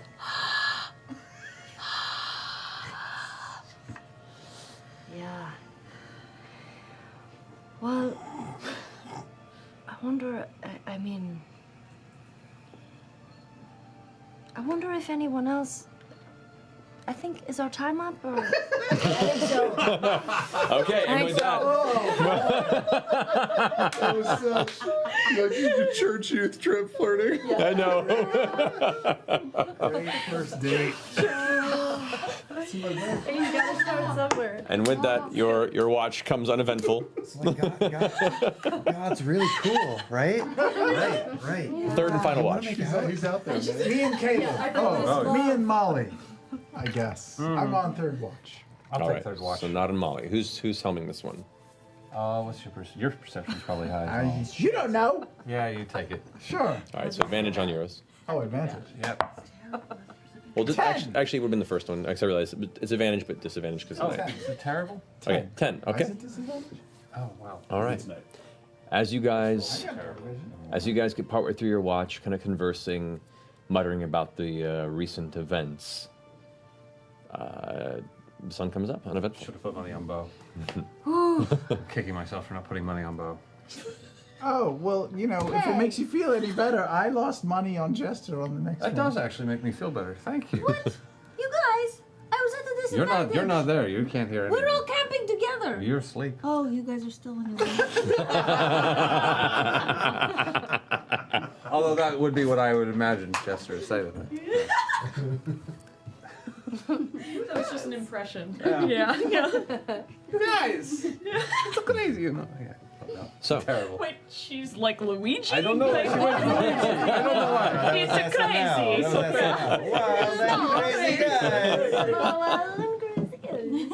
Let's go. Oh God. So with that, morning comes with it the necessary heat. The fire of the torch goes out, and right as the frost begins to cause you to shake yourself awake, the morning comes, melting the dew, and you are packed up on your cart and ready for the next length of your journey. Oh, wow. Brisk and wonderful. That was the best sleep I have had in a long time. Do you think the gentleman wakes up with frost on his face, like his whole body? Probably, unless he like mops himself I wonder down. if he's at night. like, and he has to like crack himself. But wait. Think about his sheets. What a disaster his sheets He has to must wash be. them They're every night. disgusting. They would be so Ugh. gross. Like when you get a sunburn and you wake up and they're fucking sticking to you and stuff, you know? Oh, that It sucks. sucks. You're a yeah. little dewy and you Big don't know time. why. Yeah, you gotta rip them off, just one big one. Hey, do you think we're going to go by your hometown when we're driving up here? No, my hometown is further to the south. It's the opposite direction. Oh, really? Yes. Okay. But you know, I don't. We didn't. there was no hometown. You know, we travel around a lot. We have an area of operation, sort of, but we never really called one place home. So you're nomadic. Do you have like little like huts you put up as like camping tents? Yeah, there's tents, and some people just sleep in bags or huddle together, or you know, whatever we can find, really. Leaves. Did you like that? No, it's terrible. Oh, okay. Would you like that? I don't know. Never tried it. No, it's not fun at all. You just find whatever piece of cloth you can do and wrap yourself in it and some mud, and that's your bed. It's terrible. Is that why you left? That and many other things, yes. I mean, have you ever seen a goblin before? I saw you. Yes. Well, have you seen any others? No. Have you heard stories of them? I could tell you, but I feel like it's offensive or something. I mean, you can tell me. There's no love there. Everything you've heard about goblins is true. They're just awful in every way. Well, my mom used to tell me that if you act up too much, the goblins will come in the middle of the night and steal you away. My father too used to tell me that they would steal children, yeah. Yeah. All right, so that's true. But it doesn't really matter if you're good or bad. We will just come and steal you if you were a child anyway. And would you eat? Because my mom said you would eat them. Take it easy. We would share with the rest of the clan, but of course we would eat children. Is she telling the truth? Do I feel like she's telling the truth? Excuse me, not. Are you taking the piss right now? I'm really not. Like, goblins are terrible, terrible creatures. Did you ever eat a little child? Not. With great honesty, I can tell you that I've never eaten a child. Insight check. I've been holding out. If you wish to see yeah. if he's telling the truth, roll an insight check. Sure. Nope. Oh. Natural one. She's hard to read. She seems honest and forthright in what she's saying. She tasted human flesh. My God. Listen, the goblins, my clan, I can't speak for other clans, but the goblins that I was with for quite some time, we stole from people. We stole food, we stole money when we could, we stole clothing and provisions. But when times were tough, we would steal the people too. You and your brothers and sisters, or you and your children and or parents? Well, the goblins don't really, I'm sure I have parents. Oh, but you're not super tight with them. Yeah, once a child is born and they're nursed for a bit, and then it's just sort of communal property, you know. Oh, okay. As soon as you can work, they give you a job and you do the job. No favorite brother or sister or playmate or. Do you even know who your brothers and sisters are? Everyone in the clan, I assume, is related somehow, but. Oh. Yeah, there was no real family ties. Do you fight any urges when you see like a small child walking through the city to go up and, I don't know, I don't mean any disrespect, but to just snatch it? That sounds a little shitty. That's Lord. definitely a little shitty. Well, like, yeah, you don't see it and you don't get hungry. Yeah, no, I'm being honest, because if I know there's a little kid running around and if you're fucking tracing the damn thing, I want to know that I can, put a hand out. With all due respect, she is smarter than that. Caleb, as always, is right. I do not have an urge to kill and eat children. Just checking. I haven't met many that do, so pardon my, I do have cravings for things that I assume you other species do not. Like what? Maybe we do. Yeah, like what? Maybe, Rats. Yeah, Oh, she well, that likes I understand. that. That's a very, very... Cats, sometimes. From him goes back to the favorite. No. bacon. I really like bacon. Everyone likes bacon. Bacon's super good. Meat is fair. just in general. Meat is pretty good, but no, a human child is a wonderful thing. Why would I want to kill or hurt a human child? She doesn't want to hurt her baby Caleb. No, I'm not bloodthirsty. I get hungry for food sometimes, not for flesh. I just like meat. I think I still have some pocket bacon. You want some? I would love some. Yeah, here you go.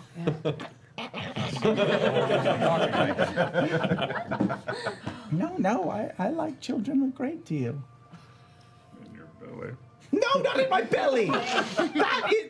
You're borderline offensive. Little kid's hand, like just a little kid's hand. Who's helming watch as you guys are traveling? I mean, I'm on one of the horses, just, yeah. Make a perception check for me. Oh no, this would be funny. Come on, first good roll of the day. That'll do. Hey. That's 16. 16? 16. That's enough. You, as you guys are continuing about midday or so, you're hitting the noonday sun, and some of the clouds are broken up briefly. You notice a tiny distant curl of smoke just over one of the hills, just lazy little line of darkness across the... Look like happy fire smoke or bad, unfortunate something's burning dark? It looks very localized. Listen, everyone, this is what happened to me. Here is my definite backstory. No, we'll do this later. Do you see the smoke over there? There's smoke. Everybody, there's smoke over there. No, we have to put a hold of this right now. Sorry. There's definitely a plume of smoke. I don't know what it means. I don't know what it's about. It could be a good thing. It could be a bad thing. But we have to stop this conversation right in its tracks. Sorry. What is it? Does it look like good smoke or bad smoke? I honestly, I can't tell from here. It's just, it's very localized. Is it into the woods or is it further along? Is it into the woods or is it? No, it's you cannot see the... It's over a hill, like one of the larger hills. It's kind of blocking whatever its source is. It's about maybe a mile or so off of the road if you were to go ahead Maybe and a come mile that or so direction. off the road. Just chimney smoke. Just keep It moving. doesn't look like chimney smoke. I'm not sure. So there's fire. So what? Campfire smoke. That doesn't look like. Does it look like campfire smoke? It could be. It could be chimney smoke. It's not a billowing column. It's not a billowing column. Wow, when you say it, it Wow. has such a different color to it. It's people, though, or something. They're burning people? Well, it means just be on alert. They could be burning We anything. call that a barbecue. Finally, once and for all, answer what do children taste like? Continuing onward, about 10 minutes later, you get just around the edge of where that hill was, and you can see the source of the smoke. There, kind of nestled between what looks to be a small cluster of trees and a bit of just natural rock formations, it looks to be a small shack that the smoke is pouring from. It's a small shack. Continue going forward on the road. Small shack. Should we go knock on the door? Did you want to see if somebody worth bargaining with or something? Why don't we send my cat? Sure. Weird people live in shacks in the woods, you guys. Send the Happy to cat. see a cat. Send the cat. We're not even. I don't even think we're gonna pull over. I think we'll just. No, we Is just keep the going. is the shed from where the we are cat. now still like a mile away? Yeah, it's about a mile away. If it's of interest, we can The turn shack around. is I a hope. mile Can away. the A cat go mile that away? Yeah. Oh. Can Frumpkin be a bird? Yeah. For a bit. I want to check out the shack. All right. For you, Ford, I will make Frumpkin a bird. Not for me though.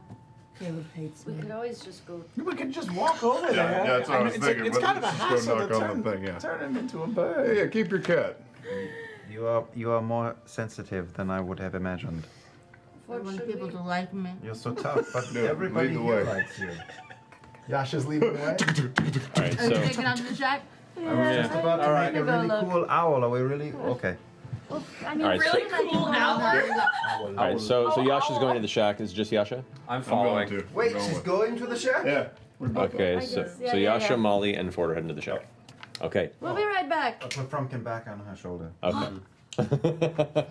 As you guys make your way, like, kind of up, cresting the hill, down into this kind of small localized valley towards where the shack is, where the clusters of kind of trees and the edge of a small kind of forest clusters a little bit past it.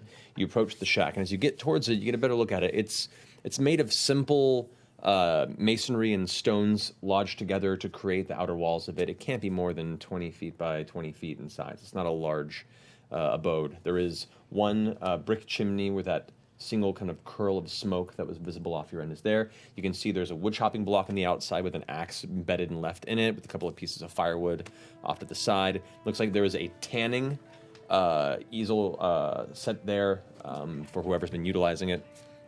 There is a front door. You see a window that has no glass in it. It's just about maybe that big or so. It's more for keeping an eye out or looking through it. Scanning the land and the trees around, just doing a quick once-over of the Perception check, close area.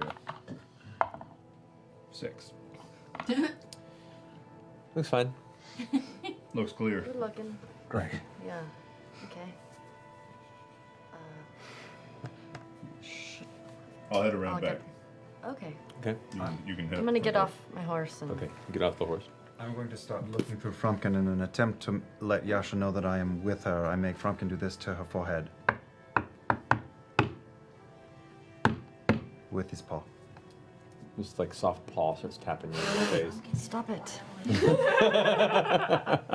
Oh, that's a good question. I know that we were kind of loosey-goosey with familiar things. I know we've said that I can see this far away, but I probably cannot make him do that this far away. Command. 100 feet. Take it back. Okay. Still blow. The fur gets in your nose. Before you head around back, in the back you can see there's a couple of cured and salted meats that are hanging from the back of the kind of ramshackle roof that ends and kind of curves down a bit, almost like over time the weathering has caused it to curl under. There is another doorway that leads into the back. It looks like there is no window back here. There is a single window out front, and there are 2 doors in the front and back of it. I'll make my way another quarter way around the house so I can see Yasha and Molly, and I'll say, like, go ahead, I'll keep an eye out. So I can see both. I'm going to knock on the door. Yeah. Ah, that seems fair. Yeah. You hear like a little bit of rustling, a couple of heavy footsteps.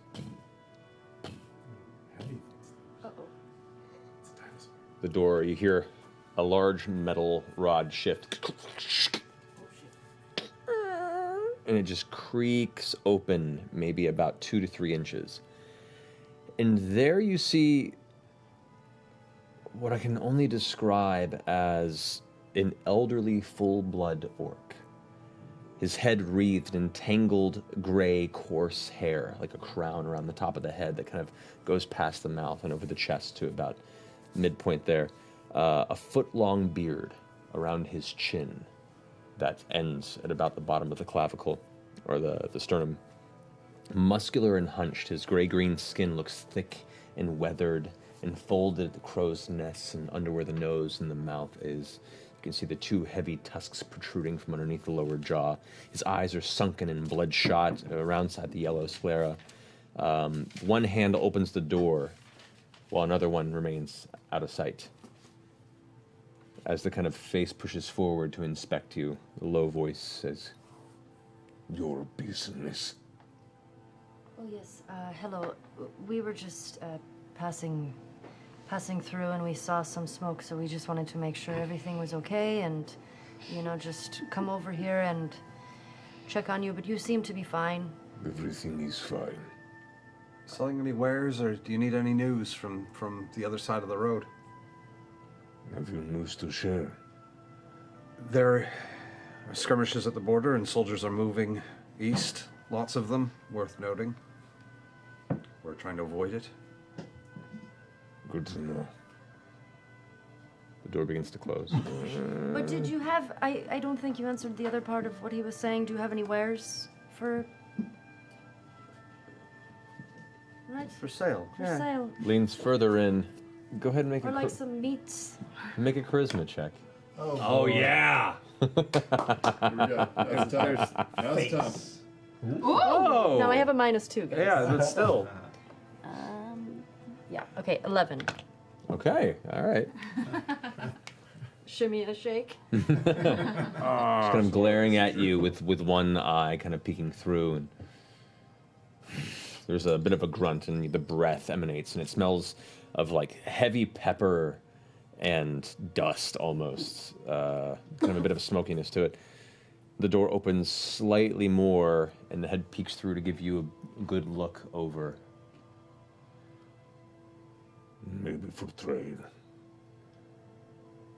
What kind of trade? What do you have to trade?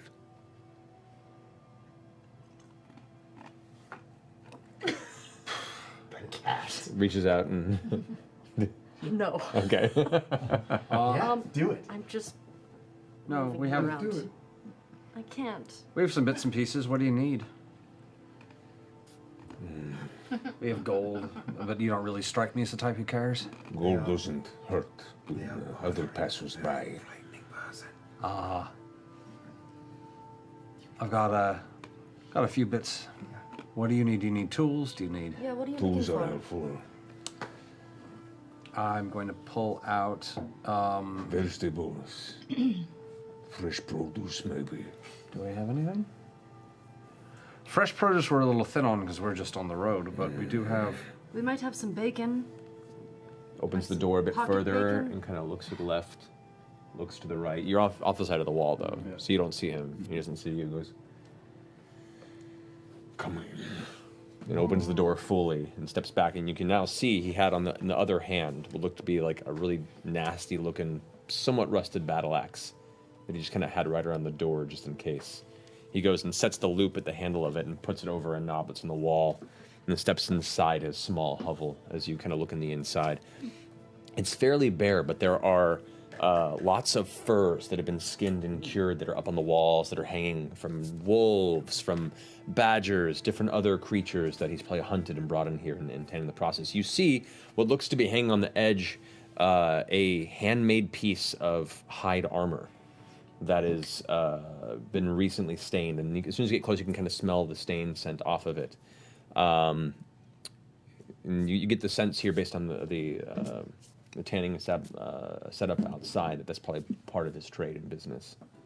This is a nice piece of hide armor. That's nice. That's very nice. He's also for trade or purchase. Also, I have meats. I have pelts. How much are you selling the hide armor for? He thinks to himself for a second, considers what he's put the time and energy into it. I made 15 gold pieces. How about 16 gold pieces and you throw in a little bit of meat? I give you 2 pounds of meat. Perfect. Coughs a bit, goes over and starts grabbing the armor and pulling it off of the knob and setting it down, grabbing some meat. He goes and opens the back door and steps out and starts pulling it off of some of the racks and nails on there. I can hear it, but I can't see it. Yeah. You're staying where you are? Okay. I'll start making my way over to their horses, having heard them go inside, I think. Okay. I would say Caleb has been narrating this to everybody back. Make a perception check. 10. 10? Okay. He goes ahead and grabs the meat, sets him in like a small sack, ties it up, hands it over. The armor he preps and folds and sets over and hands it to you. Pay the man. Pleasure doing business with you. Be careful, there's soldiers running around all over the place right now. I'm aware. Have a lovely day. Thank you very much. Very apologies for intruding. Good luck. Closes the door here.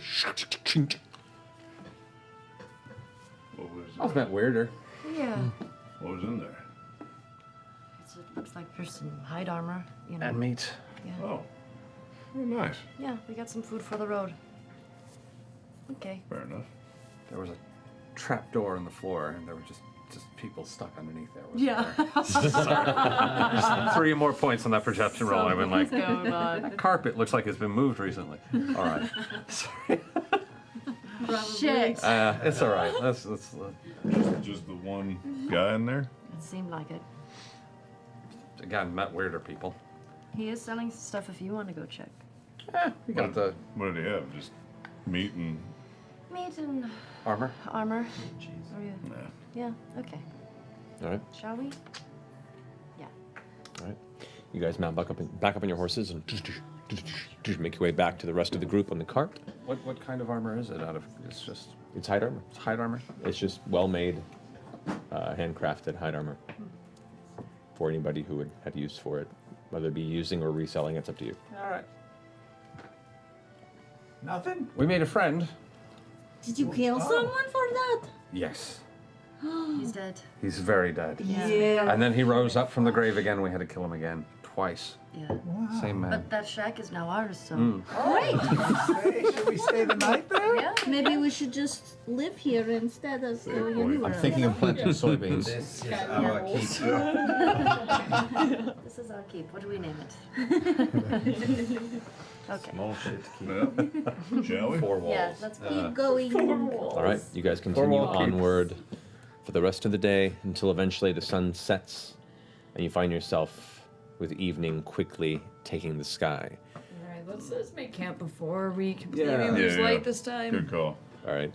Who's helming the search for a good place to camp? I'll look this time. I'll All right. help. All right. Perception check with advantage because the sun is still up. Don't fuck this up, Ford. You rolled the same. No, almost the 10. You same. need to Ten. stop using Wait, those but I'm dice. helping him. So we got advantage. Plus, No, that's but it. you said advantage. Oh. That's it. Yep. 10. 10? Okay. 10. You glance off, and maybe about 30 minutes up the road, you can see what looks to be a small forest. Maybe 2 miles, 3 miles in diameter or so. It's a cluster of trees, and it'd probably be a way to camp off the road. There's a cluster of trees up ahead. We could aim for that. That'll do. Let's do it. What kind of meat is this, out of curiosity? Make a nature check. Definitely. Nope. Oh. It's just going today. It's just going. It is just meat. It's just, as far as I know, I'm it gonna- could be veggie. I'm gonna take a little niblet of it. Yeah. It's good. It's a little dry, but it's salted. It's cured. It'll keep for a while. A little chewy. It's very, very good.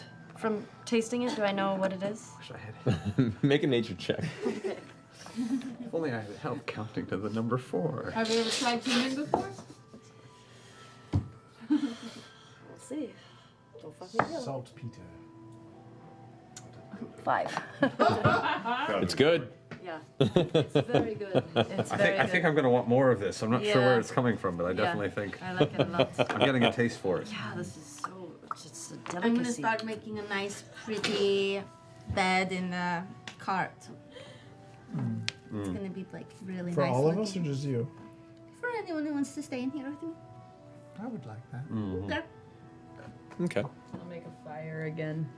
Yeah, maybe we can break off some branches and some kindling and from the trees, maybe. There's trees. Yeah, we can do that. Yeah. Okay. So you managed to set up right as the sun completes setting. You built up this little campfire in the center. You set up your bedding around it. The cart is a little ways off, or unless you're putting the bedding in the cart and putting that there next to it. Okay. So you put the cart there. Put the thread around the edges. Okay. Who's taking first watch? I'll take first watch. Oh, yeah, I'll take first watch, unless someone objects. All right, that'll do. You want it, or what's your? Yeah, I'll take it. All right. So roll normal roll because you are keeping an eye through darkness. But I have night vision. Night vision is only out of a All certain right. radius. 12. 12, okay. You both maintain the first watch as you continue looking out towards the darkness beyond the visible trees that are refracting what little bit of light makes it to their bark. Looking into the shadows, your watch comes to an end, uneventful. I was so glad to be out of that bloody city. Yeah, me too, I guess. I just am excited to see more, you know. It's nice to be on the road again. Yeah, it's nice to be on the road. Never been up this way before. You haven't? Not that I can remember, not that I know. No, that's true. Yeah. Memory and everything. If I look around, are there flowers anywhere? Make an investigation check. Ooh, I haven't done that before.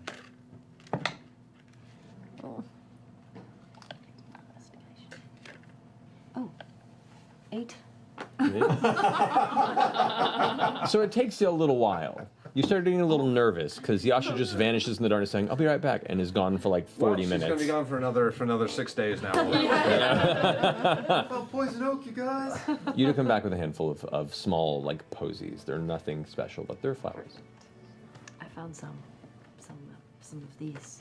I'm going to put them in my book. I've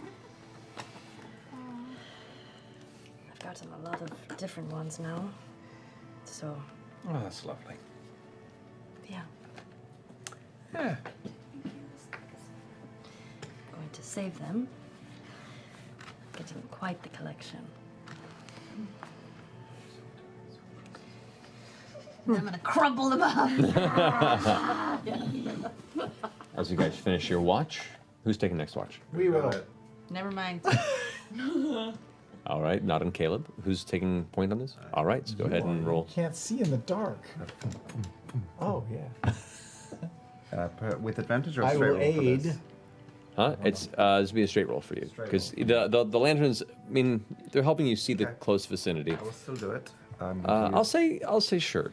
Because with the lights, how far can they go out? What's the range? Oh, I think it's 60 feet. I bet that's wrong. It is 120 feet. Yeah, so roll the advantage. I'll say all of it. Okay, I'll roll the twins. Hey, really good. So that's a 22. 22. Nice. You guys are sitting there for a bit, enjoying the time by the fire, kind of conversing. Caleb, you're keeping an eye out beyond the various tree trunks. You hear the snapping of a twig.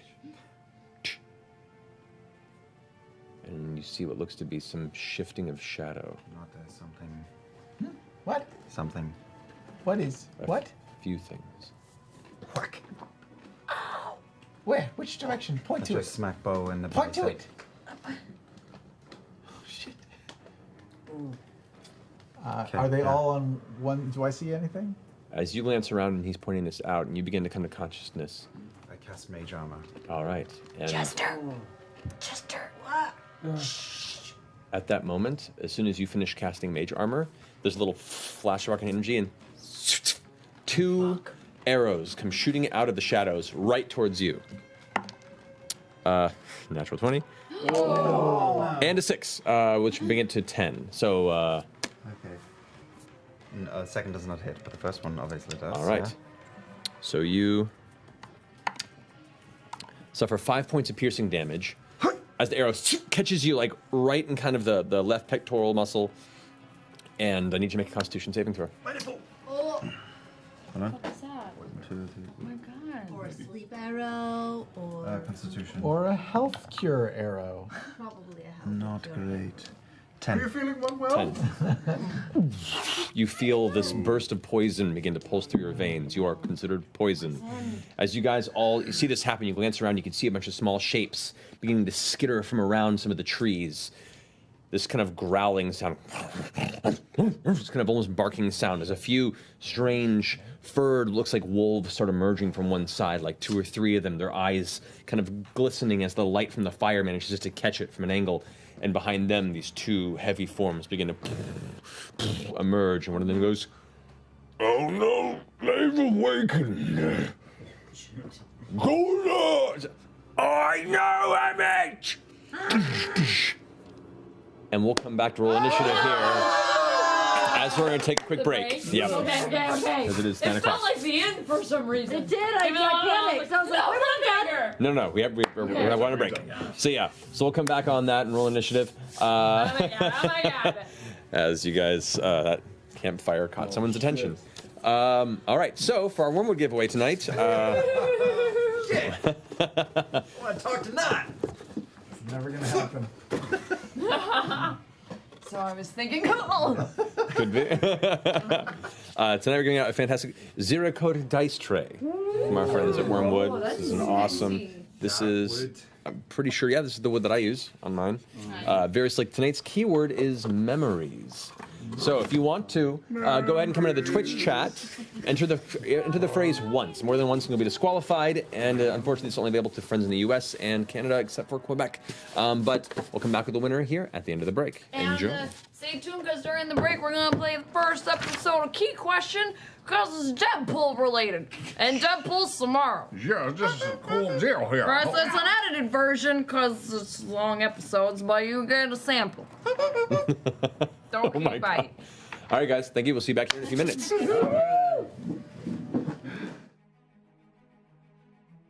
Back, Blaze, back. All right.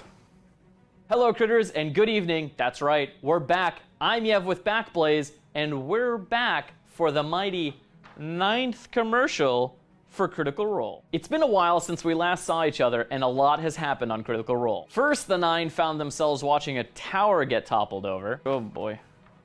Then Frumpkin gets eaten by a gelatinous cube. Yeah, das ist Frumpkin. And now the Mighty Nein are prize fighting in victory pits. My, how they've grown.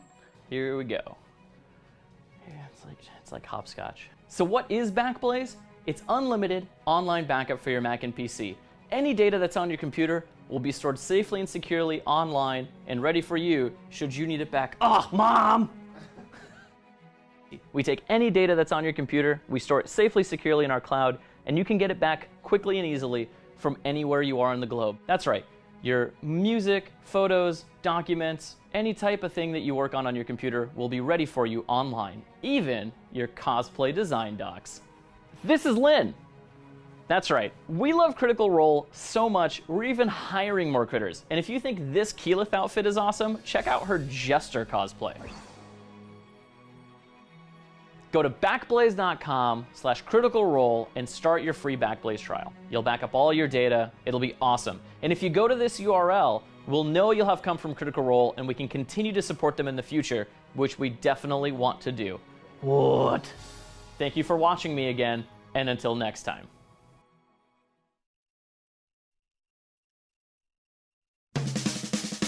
Guys, welcome to International Tabletop Day 2018. You can watch Ivan sweat as I'm literally trying to defuse as many bombs as I possibly can. Let's kick this thing off right. And welcome to Worldwide Wrestling. Flip chips. That's it! Welcome to Marvel Contest of Champions Battle Realm. I'm Becca Scott, and right now we're gonna play Grim Forest, designed by this guy. We're gonna be playing Climbers XL. So, without further ado, we're gonna go ahead and light this trash on fire. Let's beat each other up. Kevin! The giant has awoken. It was an ambush. Don't worry, ladies, I'll take care of it. Basically, it's a game of psychological torment. I'm taking the color of cowardice. Yellow. I'm not a coward. You're not a coward and you're not gonna desert. Am I the pig that ruined Christmas dinner? Now I'm gonna show you all my secrets. Well, bam! We are not just trash people. We do try to take care of other people. Mom. If loving you is pie wrong, I don't want to be pie right. I got the crew with that one. If you're just tuning in to Twitch right now, don't worry. This is not real. recreation. It's not real. We're not actually being invaded. Don't get anything over there. Run your face up to the ropes. Push your face into it and run them across the ropes like this. What are you saying off the camera? I don't understand. I am the god of thunder. I am Thor. I don't have thumbs, I just have hooves. That's because it's a roof. Welcome, Jason. It's a pleasure to have you and only you in the audience. Yeah! That's me! Shut up, Jason! Who last ate bacon? The name of the game is now Sabotage.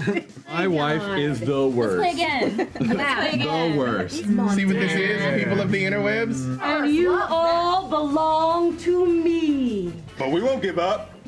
Will you? The Make-A-Pull Tournament. This is a 15-minute tournament in which we will be doing 2-minute games on a speed clock. Our referee, Kevin. Thank you, Kevin, so much for doing this today. Oh, it's not a problem. I was told I had to do this. Okay, good. Well, you are. No! All right. Still rocking the one-hand rule.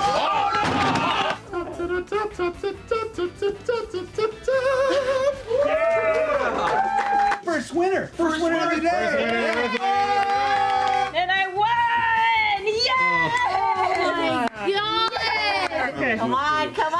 breathe.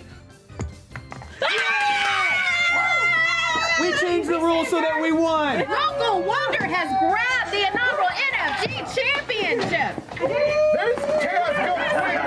See, good guys win sometimes. Throw it to the intro. They'll take you from a dungeon to an icy peak, or fly you to a distant star. They'll dodge every hungry hippo and find every antique, then zip away in their car. They're the team with all the magic to beat arcane priests, solve every clue as they pass go. They're the ones you can rely on to fight all the beasts, trying to climb out of Tokyo. Just to roll all the dice, or throw all the cards. Don't break the ice. You gotta play hard on the tabletop gaming team. The tabletop gaming team. On the tabletop gaming team. Tabletop gaming team. I never knew how bad I wanted to be a Saturday morning cartoon. Have fun, roll dice, play nice, and enjoy your tabletop day. Deadpool. I honestly was just kind of curious what his deal was. I don't know if I'm supposed to like him or if I'm supposed to hate him. Ah, okay. I can answer that, but that's a whole other thing. And I'm gonna have to take you to a special place to answer that. I have a meeting at 11:30. But Cool, we can do that. Come with me. There's nothing. There will be. So there's some key things to remember with Deadpool. Number one, he's a wisecracking murder circus. Number two, his superhuman healing factor makes him essentially immortal. I mean, he can recover from a decapitation, for God's sake. Number three, loves chimichangas. Great taste. Who doesn't love a good chimichanga? But Deadpool's all about him. But number four, and most importantly, he breaks the fourth wall. Now, I don't know if you know what that means, but breaking the fourth wall... I know what breaking the fourth wall... Okay, so... Deadpool. Yeah. Deadpool is the first comic character to break the fourth wall as a basic conceit of his character. It started with writer Joe Kelly, but he had to quit that because he had to... Go right bin 10. Exactly. So, the incomparable Christopher Priest took over and broke that open. The fourth wall, he broke it. He broke it! And Priest's first issue, number 34, Deadpool tells a scientist, none of this is actually happening. There's a man at a typewriter. This is all his twisted imagination. I mean, you know what this means, right? He broke the fourth wall. No, not that. The corollary to Deadpool knowing there's a person behind the typewriter is that he knows he's fiction, which implies he knows you, the audience, is reading him. Okay, I mean, that's cool, but none of this tells me if I'm supposed to like him or hate him. All right, so breaking the fourth wall puts Deadpool in a unique position to make commentary on other characters and the medium of comic books themselves. He can make fun of word balloons or thought bubbles or narrative boxes. Oh, like when he went back in time with Blind Owl via an old Spider-Man comic and made fun of like 60s comic tropes, like how easy it is to trick heroes and how poorly written all the teen pandering is? Exactly. And because Deadpool breaks the narrative, he immediately calls attention to the action of that frame and what's going on in it. What's going on? Hi, Internet. I'm Matt Key. And I'm not doing this again. And I'm Marisha Ray. We're best friends, and each week we'll bring you Key Question, a show where we go deeper than we probably should. Great work. You did it exactly right. Okay, so... Where were we? Deadpool, being in comics, knows he's fictional. Right. Okay, I see it now. Makes fun of the medium. Okay. He's also perfectly capable of deconstructing us and our world. For instance, there's a great issue by Jerry Dugan, Volume 3, Issue 20, you should read it, where they deal with suicide. It's a major issue in our world, and Deadpool deals with it in the most Deadpool way possible, and then addresses us, the audience, at the end, begging us to get the help if we need it.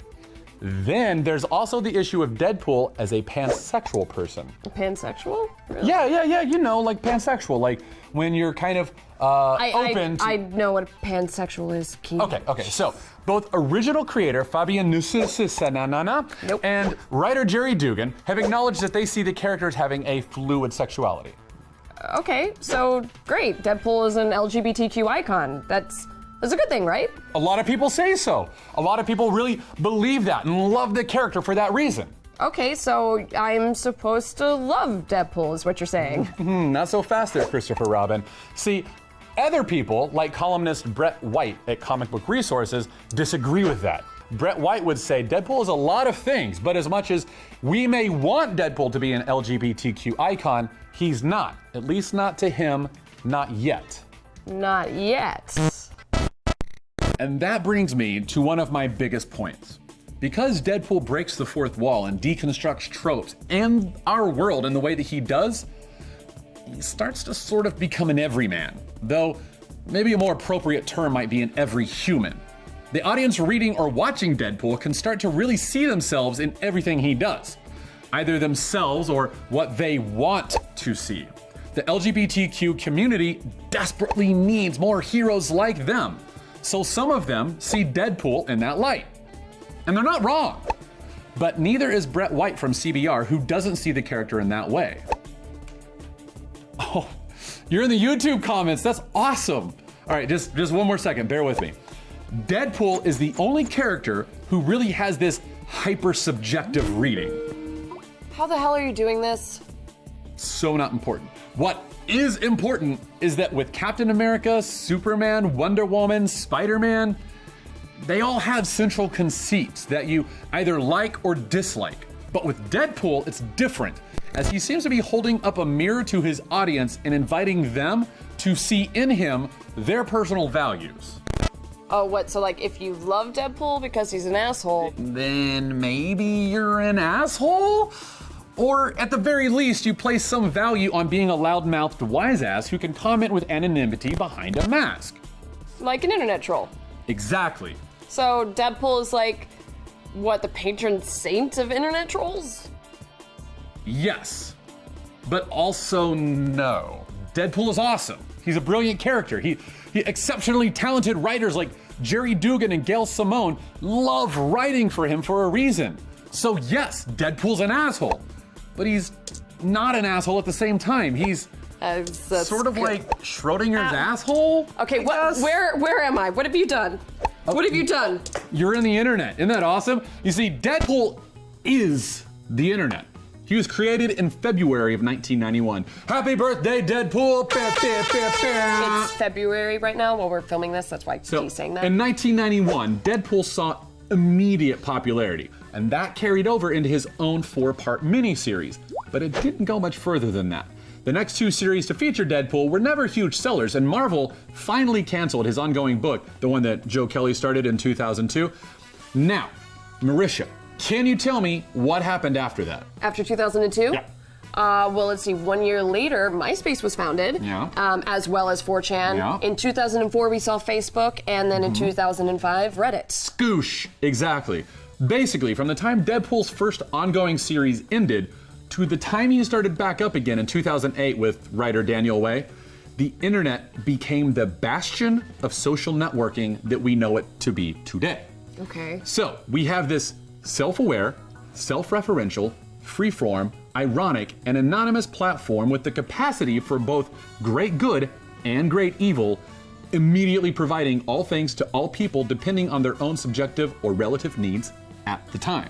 And then in 2008, after all of this has exploded, Marvel resurrects Deadpool.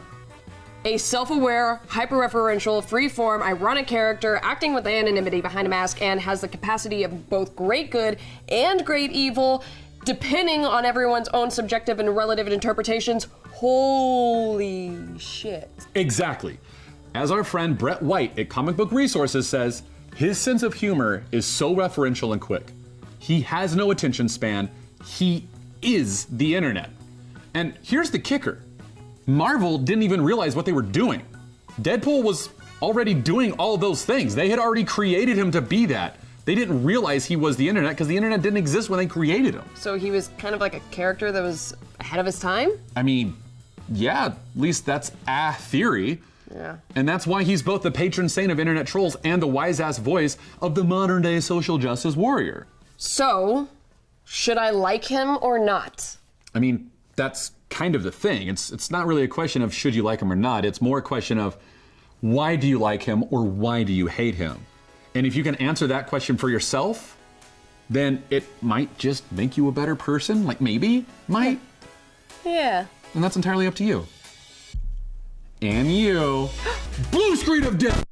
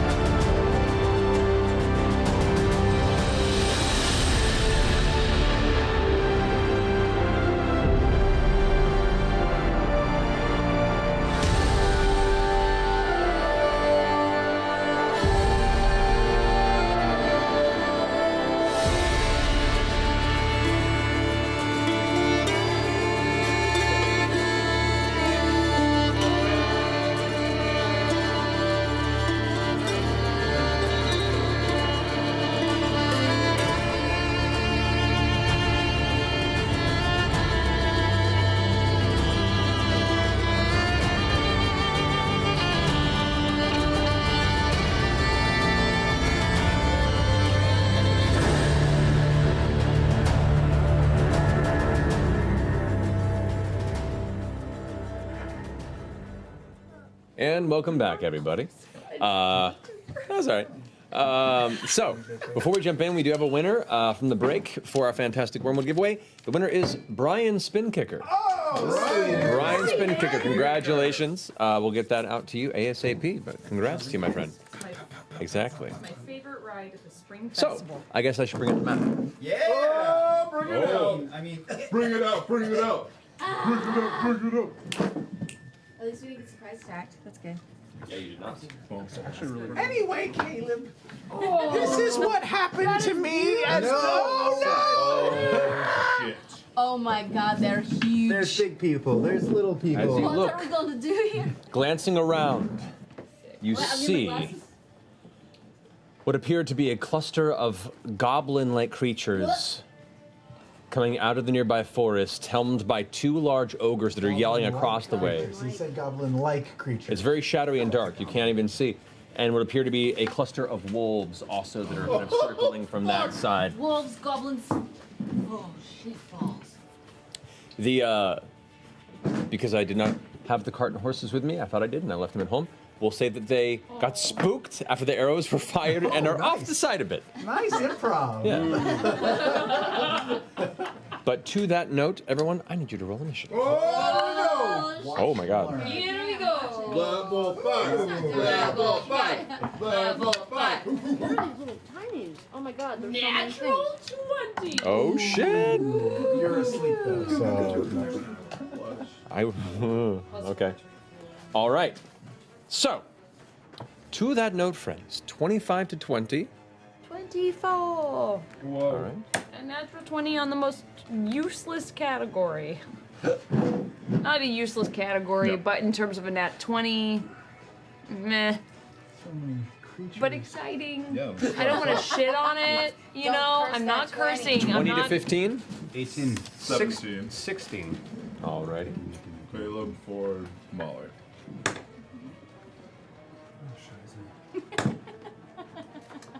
It's really what I do best, guys. It's my most consistent thing that I do is roll shit initiative. Like through both campaigns. In life and That's in... kind of crazy. Yeah, just always. All right. In both 15 to 10. Wow. Wow. Okay. 10 to 5. 6. Oh wait, I never said mine. No. I have 15. 15. Oh. Sorry. All right. I was expecting another 6, and it was going to be And you super both are easy. 6? Wait, what did you have, Molly? Who wants to I had 16. Okay. Just turn in the shut at the same time. Alrighty. So, top of combat round after the arrows were fired and Caleb is wincing and pulling back from the blow as these creatures begin to come out of the shadows, preparing for the continuation of their assault. Bo, you're up first. Oh, Jesus. Yes. Oh boy. Oh boy, oh boy, oh boy. Where am I? You're right there. Caleb just nudged you awake. I wake up and I go, Fight Club! And I run towards whatever I see first.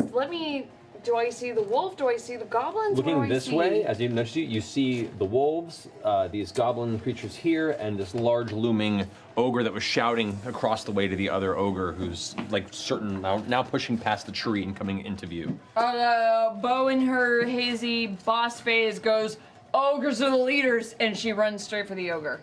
Alrighty. So as you dart past 20, 25, it'll put you right there. I'm gonna unleash a round of attacks. Alrighty. 2 attacks. So as you rush up, grabbing your staff from the ground, kind of getting the sleep from your face, you run towards it, swing. The first attack is a 10. 10 misses. No, and the second attack also misses. So both first strikes attack. That's your attack action. Those are both my attack actions. I'm going to use a key point to go into patient defense Patient at that defense. point. Okay. 'Cause So that you, sucked. you're seeing twice. You're still kind of groggy from being woken up, and your blows just go a bit wide. The ogre kind of laughs as it kind of palms away one of your strikes. I yawn and then go into a stance. As you get into a stance, you hear this. You look down, and there's the wolf right there growling, its jaws open, its teeth exposed. I turn back to Jester and I go, Jester, puppies! And patient defense. All right. The goblins are taking their turn now. I rolled really high on their initiative. Goblins. They are goblins. They are goblins, as now you've gotten a moment to look. You see them in their kind of greenish skin, their forms wearing bits of like cobbled together leather and hide and pelts of whatever they've scavenged around. It looks like they have bits of like red and purple paint kind of smeared on their face in some sort of a war paint style. And they're all just like, you speaking goblin, know that they're essentially shouting commands. Don't engage, pull back and fire! And as they're all keeping their distance at this point, just close up to the fire, they're starting to back away and rotate, firing volleys of arrows again towards everybody in the center. That's going to be 2 against Caleb, 1 against Not, 2 against Yasha, 2 against Jester, and 2 against Ford. Actually, it should be only 1 against Ford, because there's only 8 goblins in I believe. 5, 6, 7, 8. Yeah, so 2 against Caleb. That's going to be a 12. Does not hit. And a 6. Does not hit. Both miss. Both kind of deflecting off of the mage armor you had put up before. It's going to be 1 against Not. It's going to be an 8. Miss. You just stuck out of the way and it goes vanishing into the darkness beyond. That's going to be 2 against... That's one right there. 2 against Yasha. That's going to be a 9. 9. And a 23. Okay. You take 4 points of piercing damage and you make a Constitution saving throw. Oh, fuck. How many points of damage did you say? I'm sorry? You are poisoned. 4. 4 points of points? piercing Okay. damage and make a Constitution saving throw for me. Yeah. Oh, that's right. It's my first shot. There's an arrow sticking out of my ribs. Cool. 22. 22. The arrow hits you and you feel the poison pulse through and you just kind of flex and grit your teeth. And your body manages to just prevent the poison from taking root into your system. Oh shit, sorry. That's how I get rid of the poison. That's going to be 2 at Jester. That's going to be a 14. You. And a 19. Alrighty. As I'm lifting my shield, the other one gets underneath it. It's 5 points of piercing damage to you and make a Constitution saving throw. No. Natural 20. Natural 20. You manage to shrug off the venom of these arrow strikes, and then 1 against you, Ford. That's going to be a 15. Misses. Misses. As you have your shield now Did I at your take turn. damage from that one arrow? You did. You took 5 points of piercing damage. And just splinters across it. And with that, they all begin to dart back behind cover. So he vanishes over here. This one's going to dart over into this space there. This guy darts behind there. These both vanish behind the tree there. Alrighty. So they all just and kind of dash into the shadows and vanish behind the various trees around you. That finishes the round. Caleb, you're up with Ford on deck. Yeah, I'm going to push through the pain in my veins and reach into my satchel and a smear of molasses on my hand. And then I'm going to cast Slow on this batch here. So they have to make a wisdom save against my DC. Alrighty. That's some southern shit. Get the molasses out your ass. So wisdom save. All right. 16 is the DC. 16 is the DC. Yeah. All right. So for that ogre over there, that's gonna that's a failure. He's gonna be. Speed is half, takes -2 to AC and dexterity saving throws, can't use reactions.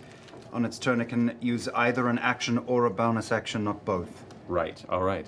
And then the other goblins there. All right. That's an 18. Okay. That succeeds. And then that one there. That's another 18. Same in a row. Sorry about that. That's okay. And I'm going to use my movement just to get closer. 19s in a row. Closer into the fire, maybe over towards Molly and Yasha as I there? can. Yeah. Alrighty. Yeah. And you are maintaining slow Concentration on one on him. big dude. Do you roll to save against poison or no? No, he's just poisoned. Slow. Alrighty. So, that being the case, that finishes up Caleb's turn.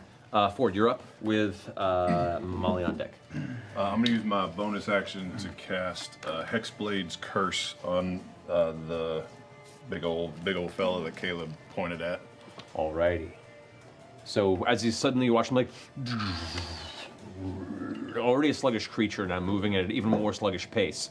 The shadows around all of a sudden jump off of the nearby tree trunks and cling to the interior of its form around where the nooks and crannies are, almost like looking like a small scale venom symbiote at times. I'll use my 30 feet of speed to run this way, southeast. Southeast, around this way or this way? Between these two trees if I can. Okay. That's towards this direction. 10, 15, 20, 25. Can I get within melee of this guy? You do get past this guy, who does get an attack of opportunity on you if you'd like. Oh, really? 5, 10, 15, 20. Take it. Nope. I'm gonna come this way over here if I can. Oh my god. 10, 15, 20, 25, 30. Great. Okay. That's where you can get there. And I will use Eldritch Blast against those two goblins hiding behind the tree. So as you rush past, you spin around with the sword and shield in one hand. So you haven't drawn your falchion yet. I haven't pulled it yet. Yeah. So you just spin around and releasing from your grip. I now have 2 bursts. You do. So one attack for each. That's a 12 for the first one. That does not hit. Natural 20. Second one hits. The first one, the goblin has a shield affixed to its wall and it kind of knocks it out of the way, and the Eldritch Blast just poofs without any sort of impact. The second one does hit the other. It poops. That's 4 plus 4 is 8 plus 4 is 12. So 12 points of damage. The other goblin goes flying back about 5 or 6 feet, tumbles to the ground, and it's not moving. Nice. That completes my turn. Alrighty, finishing Ford's turn. Molly, you're up. I'm going to run directly at the that creature right there. Alrighty. So dart. And on the way, I'm going to use my bonus action to start one of my scimitars. All right. I think I get 2 attacks with that scimitar then. You do. Is this with your Right of the Dawn?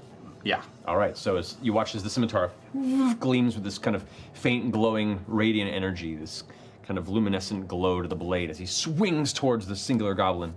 Go and make your attacks if you like. Setting my new max HP. All right. So attack number 1 is. Too many buttons. There we go. 16 to hit. 16 hits. That's 16 hits the goblin. Yep. And just double checking, I'm still at a D4 for. Correct. All right. So that's 6, 7, 8, 9. That was 9, 10, 11 points of damage. 11 points of damage. That'll do it. You rush up and just carve right through his torso. Do I still have movement? You do. I'm going to head around the tree for the other one that. Yeah, because that was 5, 10, 15, 20, 25, 30. You can get right up behind with that goblin. All right, I'm going to take one shot at him. Go for it. 10. 10. As you swing towards it, it manages to take a shield and deflect the blade, and your scimitar sticks into the side of the tree, and you have to pull it forth to dislodge and prepare yourself for the next round. All right. All right, that finishes Molly's go. Now the ogres take their turn. This one right here next to Bo, as you just charged up and attempted to pummel it, go in defensive stance, kind of. It's going to go ahead and make 2 great club swings towards you. With disadvantage because you have your. Even with disadvantage, that is a 19 to hit. I rolled a 19 and a 13. So that hits. The second one, that is an 18 and a 14. Okay, miss. So the second one misses. The first one, as it swings down towards you with heavy pushing back, that is indeed Rub it in. I love this shit, man. Look at 13 points of bludgeoning damage as it slams into you, and you come against the tree as you barely catch yourself in right. The second swing goes through, and with that, you manage to pull underneath your defensive stance ready to go, and you jam the club into the tree. The tree actually shakes, sending a bunch of leaves, and a couple birds kind of scatter out from the inside as the ogre kind of pulls the club back. 13, correct? Correct. And with that, the ogre is going to go ahead and. She's going to just move over here and is going to shout to the dogs, "Go! Carve face! The dogs kind of get ready to pounce. Did they say carve face? Carve face. Carve face. Carve face. Ogre only has 20 feet of my movement. Goodness. It's all 5, dogs go to heaven, 10, guys. 15, That's 20. half of his movement? Yep. He has 40 movement. He's so big. Yeah. So it's like. Not within distance, however, pulls a javelin out of a small pouch on the side. And right there, immediate view, is the tiny goblin that, at the moment, the ogre thinks might be one of his own. Instead, is going to go ahead and assault the mage that affected him with the slow spell. And still throwing it slowly, it goes in your direction. It's the only action it takes, though. Yeah, okay. That is going to be 23 to hit. Natural 17. Take it, because shield won't match the difference. Alrighty, and so with that, that is the javelin, which does. The end suck is the worst. All those little dice at each other. 14 points of piercing damage. Okay. Are you alive still? As the javelin sinks into your stomach and embeds itself about 4 or 5 inches into your torso to the point where the javelin's now holding itself out from your body, and you immediately grab it. Like the shot kind of hits you that it managed to drive itself so deep inside. You aren't even aware of the damage it's done to your internals. It's just going to put you in a state of shock. That's going to end that guy's turn. But I guess make a saving throw to try and resist the slow spell. That is going to be 15. No. Spell DC is 16. Yeah. I rolled a natural 17 minus 2. Not very wise, these guys. So he remains slow. However, I need you to make a concentration check. Concentration Oh boy, roll high, roll high. I did well. Good. Concentration is, I've never done this It's before. Constitution saving throw. So that is 19. 19, yeah. So you managed to maintain your slow spell on him, no issue. All right, the ogre's turns are done, not you're up. I yell to Caleb, modern literature! And then I run towards these two goblins over here. Over the side? Yep. All right. 15, 20. I take out my hand crossbow and I point it from the goblins to Caleb and I fire. Okay. And I'm aiming for the book strapped under his armpit that only I know is under his clothes. Okay. And I rolled a natural 20. That's good, right? It is. Okay. Because yeah, there was essentially, because you're aiming for such a small piece there, I was going to add 5 to the armor class, but a natural 20 hits. So, as he's kind of pulled back and clutching himself, you go ahead and hit the book that's kind of harnessed under his arm. You feel the impact. Poof, nope. Oh, God's for dance! He's gonna play dead. All right. Oh shit! You fall prone on the ground. Nice. I will ask you to make another concentration check because you are averting your gaze and attention from the creature you're focusing on. 10. 10? You're fine. 10 is the DC you had to hit. Oh my god. He's like this. Yeah, just out of the corner of his eye. Mom coming over. I'm looking at my eyelashes. I do need you to make a deception check if you can. Oh, jeez, 3 rolls. But with advantage because you've managed to pull this off pretty well so far. This is just to Where's my convince Percy others. die? Oh god. Where's my Percy What do you die? guys call this It's a one? purple one. It's a What do you purple call this one. one? That one. That one. Modern literature. Deception, you say? Yes. It is an 18. 18. As far as they're concerned, Caleb is dead. Wow. Where is he? You guys, we need formation. By the fire? Yeah, we do. We need That was, code words. that was my bonus action. For my action, I Let will him know. tell the two goblins. Well, right- your Oh. action, in order to do the bonus action strike, you had Oh. to have attacked with your action. So it's either 2 attacks or something else. So you've So attacked. now I have a bonus You have action? a bonus action, yes. Can I use it to talk? I'll say sure. Yeah. Okay, so in Goblin, I'm gonna say to them, I'll hold them off. You get the loot with the horses. Make a deception check. It's in Goblin. These are not Yeah, I good know. for you. Oh shit. Oh god, I just missed them. 13? 13. Okay. Wait, this is persuasion or deception? Or This would be deception. 13. Okay. All right. So they look at you confused.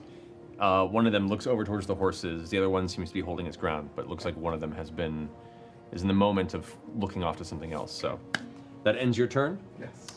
Jester and Yasha, you guys are up. Caleb!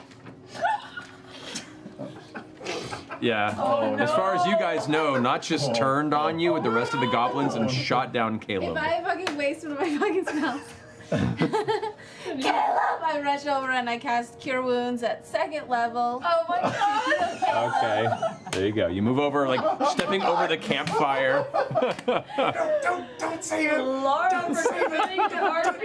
Yes. No meta in this family, y'all. No meta in this family. Not in this house. We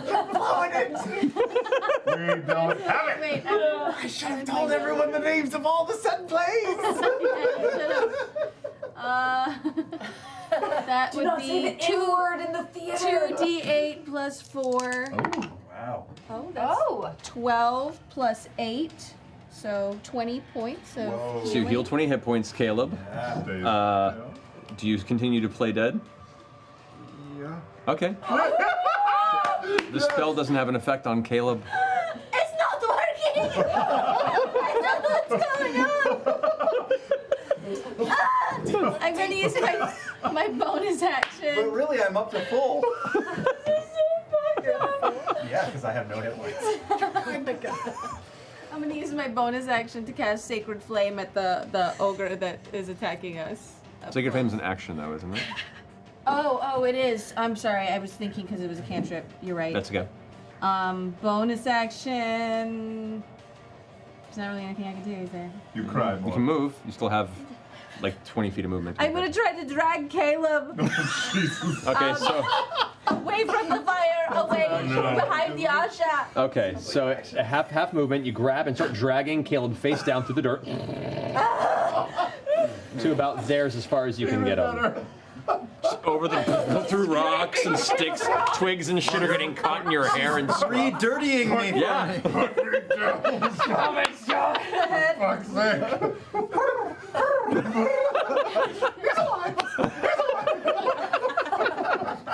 All right, that finishes Jester's turn. Yasha, what are you doing? All right. This is what Dungeons and Dragons. Okay. Give me that pigeon any day. Okay, so I'm gonna walk up to this guy. I'll look back at Jester. I'll save us. It's okay.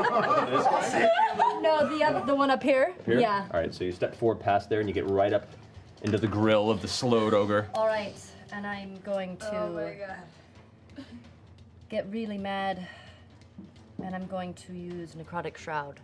Whoa, what is that? Okay. On Tim. So, as you guys watch here, the campfire suddenly dims. The flames kind of flicker and cool to this low orange glow from the vibrant yellow flame it was before. As Yasha steps past the flame and you watch as behind the shawl, two large skeletal black wings emerge from the back of her shoulder blades. Like real or like You guys see-through? can see. I think they can, can they see it? Because it's only for like 10 feet of the. It has the effect, but it's still visible, I'm pretty I sure. can see. Yeah, I think you're right. Are The they- effect is only The within effect 10 is only feet. within 10 Are they feet. Shit, I real didn't or are realize they it was see-through? You would look what appears to be somewhat translucent skeletal wing structure with like membranous, undead-looking wings. What the shit? And as that happens, this dark energy kind of emanates from her body, and you watch for a second the white tips of her hair go completely black as she steps forward, striding with her blade in her hands. Dun, dun, dun, dun, dun, dun, dun, dun, dun, dun, dun,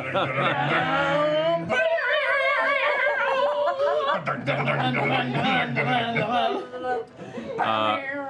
Currently, you're the only one who can see this, but her eyes go jet black. Just entirely full darkness, a void of light where her eyes once were as this happens and she strides forward. So, charisma saving throw on his point there. On all of our points. Well, I'm on 10 feet. Unfortunately, he does succeed. Okay. However, you do manage to get them maintain the rest of your ability. Okay, so now I have. So now I have an attack because of extra attack. Yep, you have 2 attacks. Because this is oh, no, this is an action to That's do an that. action, So so no, I- you cannot attack. I this cannot round. even No. the extra action. No, because it's you get 2 attacks for the attack action. So, but that's Okay, your action. Well, I'd like to rage. Yes, you may. Okay. So as you step up to this ogre, your wings unfurled. You just give out this heavy Yasha roar that kind of echoes in the space around you as the wings flex out even further. This like dark energy pulling in, the ogre's like looking kind of taken aback by this unexpected display of power. We might get a minute for that. All right. That sounds awesome. Holy shit. I have to look into that. Okay. Is that your turn, Yasha? Yeah, because I'm not going to move. All right, it is the wolves' turn. Wolves? Where are the wolves? There's 2 wolves, right? There are 3 wolves. Everywhere. So these wolves here, watching you drag Caleb backward, all rush into charge against you. Great. Do I get a hit? Do I get a hit? Because they move outside of your range there. He This ran one by does. Here. me. This one does. Okay, okay, So you get one okay. attack opportunity against that guy. Crack. So go ahead and roll for it. Okay. This is a real fight. If you hit him, he gets. Oh, That's cocked. yeah, okay, That's okay. 12? 12 hits. Go ahead and roll damage. And as part of the Sentinel feat, He doesn't get to move. he doesn't get. 12. 12 damage. 12 damage. Yes, I rolled an 8. As the wolf rushes from you, you crack down with the staff. It kind of yelps. It's still standing, but it's hurt really bad. It's like limping and turns around towards you with this heavy growl, this angry glare at you. It's going to go ahead and attempt to attack you with disadvantage because you're still at your Yeah. 18 and a 17. Plus 4. Yeah, it's going to 18 be. and a 17. I'm rolling It really hits. good. Yeah. It hits. So I know. It's almost like I have a dice that lets me do that. You son of a bitch! I know. And you're. And double 4s on the d4s, so that would be 10 points of piercing damage, and I need you to make a strength saving throw. Allison. Hang on, It 1, affects 2, the dice around it. Hang on, 1. Oh God, hang on. 1. Oh. You gotta do it slow. You know what? I'll come back to that. A strength saving throw. Yes. Okay. Thank you, Gil. 19. 19, okay, it does not knock you prone. It attempts, as it strikes you, it attempts to push you off your feet, and you just like resist it, using your hand against the tree to kind of push yourself back up and get back into your position. Bad job. The 2 other ones, however, are going to go against Jester, and because they have pack tactics, they both have advantage on their strikes against you because they're kind of coming up and flanking you as a wolf. The first one is going to be. Oh shit. That's Caleb, fucking me again. a 20 on the first one. Not natural 20, but it hits. Natural 20? No. And that's going to be a double 19s on that one. Jesus Christ, I'm rolling really good tonight. So both hit you. So celebratory. I am. I'm excited. The first one is going to be 8 points of piercing damage. I. And I need you, and the other one is going to be 9 points of piercing damage. I need you to make 2 strength saving throws. You're strong. That was how much? 8 and 9. Yes. So that's 17. Ooh. Wait, no. I think did I? No, I did that wrong, didn't I? Shitballs. Anyway, strength saving throws. Yes, 2 of them, please. You gotta close out of that too. I gotta close out of that. Okay, strength. 12 and 13. All right, you manage to resist being knocked prone as they both begin just like jumping at you and clawing. One of them bites towards the back of your armor, and you throw it to the ground. You almost get knocked off, but you kept yourself there between the 2 of them, standing, I'm Caleb at gonna your feet. cast Hellish Rebuke in response to one. Alrighty, he's gonna go ahead and attempt to make a dexterity saving throw. That's a natural 4. Nope. So that's full damage on this wolf here. That would be 15 points of damage to him. 15 points of damage. You watch as that wolf suddenly is blasted in freezing cold energy as you yell in response to its assault. Stay away, you piece of... It's okay. As you pull back and look, the wolf is frozen solid and tumbles into a bunch of ice chunks off the battlefield. Alrighty, that ends the wolf's turn. Top of the round, Bo, you're up. I'm gonna unleash on this ogre in front of me. Go for it. I have the ogre and the wolf, right? Yep. I'll do my first 2 attacks on the ogre. Natural 18 on the first one, and the second one sucks at a 4, with a 10 total. That misses. So first one hits. Okay. God damn it. 6 damage. 6 points of damage. Already. And I'll go ahead and do Flurry of Blows for my bonus. Alrighty, so you have 2 more strikes. Okay. Against the ogre as well? Yeah, let's unleash into the ogre. Go for it. Okay. 19. 19 hits. And 14. 14 also hits. Damage on both of those. Beautiful. So D4s on those. We're not doing great. Okay. I'm doing great. We're good. 10 damage on the first, 8 on the second. Nice, 18 points of damage on him. 18. Alrighty. Using that key. Done. Alright, that finishes Bo's turn. It is now the goblins go. Whoa, what happened to me? Yeah, I they're in haven't gone between. in a while. Oh. You're next. Yeah, you come after the goblins. Don't worry. You're coming. Alright. Post-it is everything else. So this one here, who's up against you, Molly, is just going to go ahead and it kind of throws the short bow over its shoulder, pull out its scimitar, and lash out towards you. That's going to be a 15 to hit. AC is 15. That hits then. So you suffer. It's going to be 5 points of slashing damage as it just strikes across you, backs up, pulls its shield up, and it's getting ready to defend itself from whatever assault you bring back at it. It's going to stay right there because it's kind of liking the tree cover to its side, by keeping an eye over its shoulder towards Ford, which tried to fire at it previously. These 2 goblins are going to step out, and they're going to go both fire at Ford, who is kind of advancing towards them. That is going to be a 20 to hit. That hits. Oh, Jesus. And a 10 to hit. Does not hit. So one arrow, the other one manages to catch you like in the side of the neck and stick in before it falls out of the wound. Not deep enough to stick you too hard. You do suffer 8 points of piercing damage. That's max damage. Yep. And I need you to make a Constitution saving throw. 24. 24, you resist the poison, no issue. Okay. And this one's going to go ahead and use the rest of movement to dart behind there. This one's going to go ahead and move behind there. All right. These 2 here that are along with Not are going to ignore Not. This one's going to go ahead and start moving this way towards where the the cart ran off, and it's off the grid there. Nice. This one is going to go ahead and saunter up right next to Not and then make a shot at Yasha. It's a natural 17. That's going to be 21 to hit. Ooh. You are raging though, so you take half damage, which is good. There'll be 7 points of piercing damage reduced to 3. So you take 3 points of piercing damage. You do have to make a Constitution saving throw. Okay. All of the arrows they have dipped in some sort of a toxin or venom. What's the effect of the toxin and venom again? It poisons. It's a straight. They get the poison condition. I rolled a natural 1.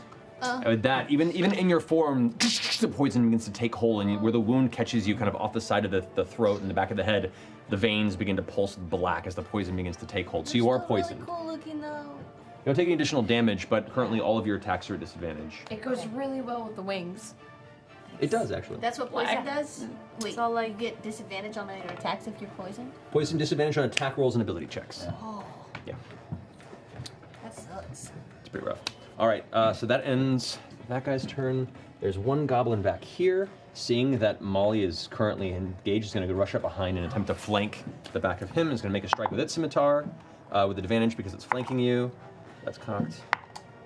Yeah, even its highest roll there is going to be 7 plus 4, it's 11. No, it goes to strike, and you see it coming, hearing the little footsteps behind you. You just duck out of the way as it strikes, hitting air, and now you're kind of holding them off on both sides. I think that's all of them that have gone. So that is going to lead us to Caleb.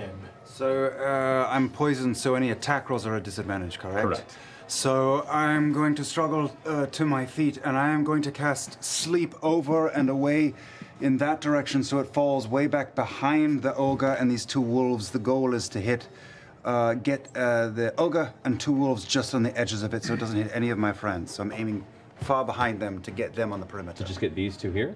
The wolves are the primary goal, stopping short of Jester. All right. So they're the wall, the edge, outer edge. Okay, so go ahead and roll the points for sleep. Yeah. 58. It's not concentration, so you get to maintain slow. What does a 20-foot sphere look like on the map? 4 squares or 20-foot sphere? 20-foot radius?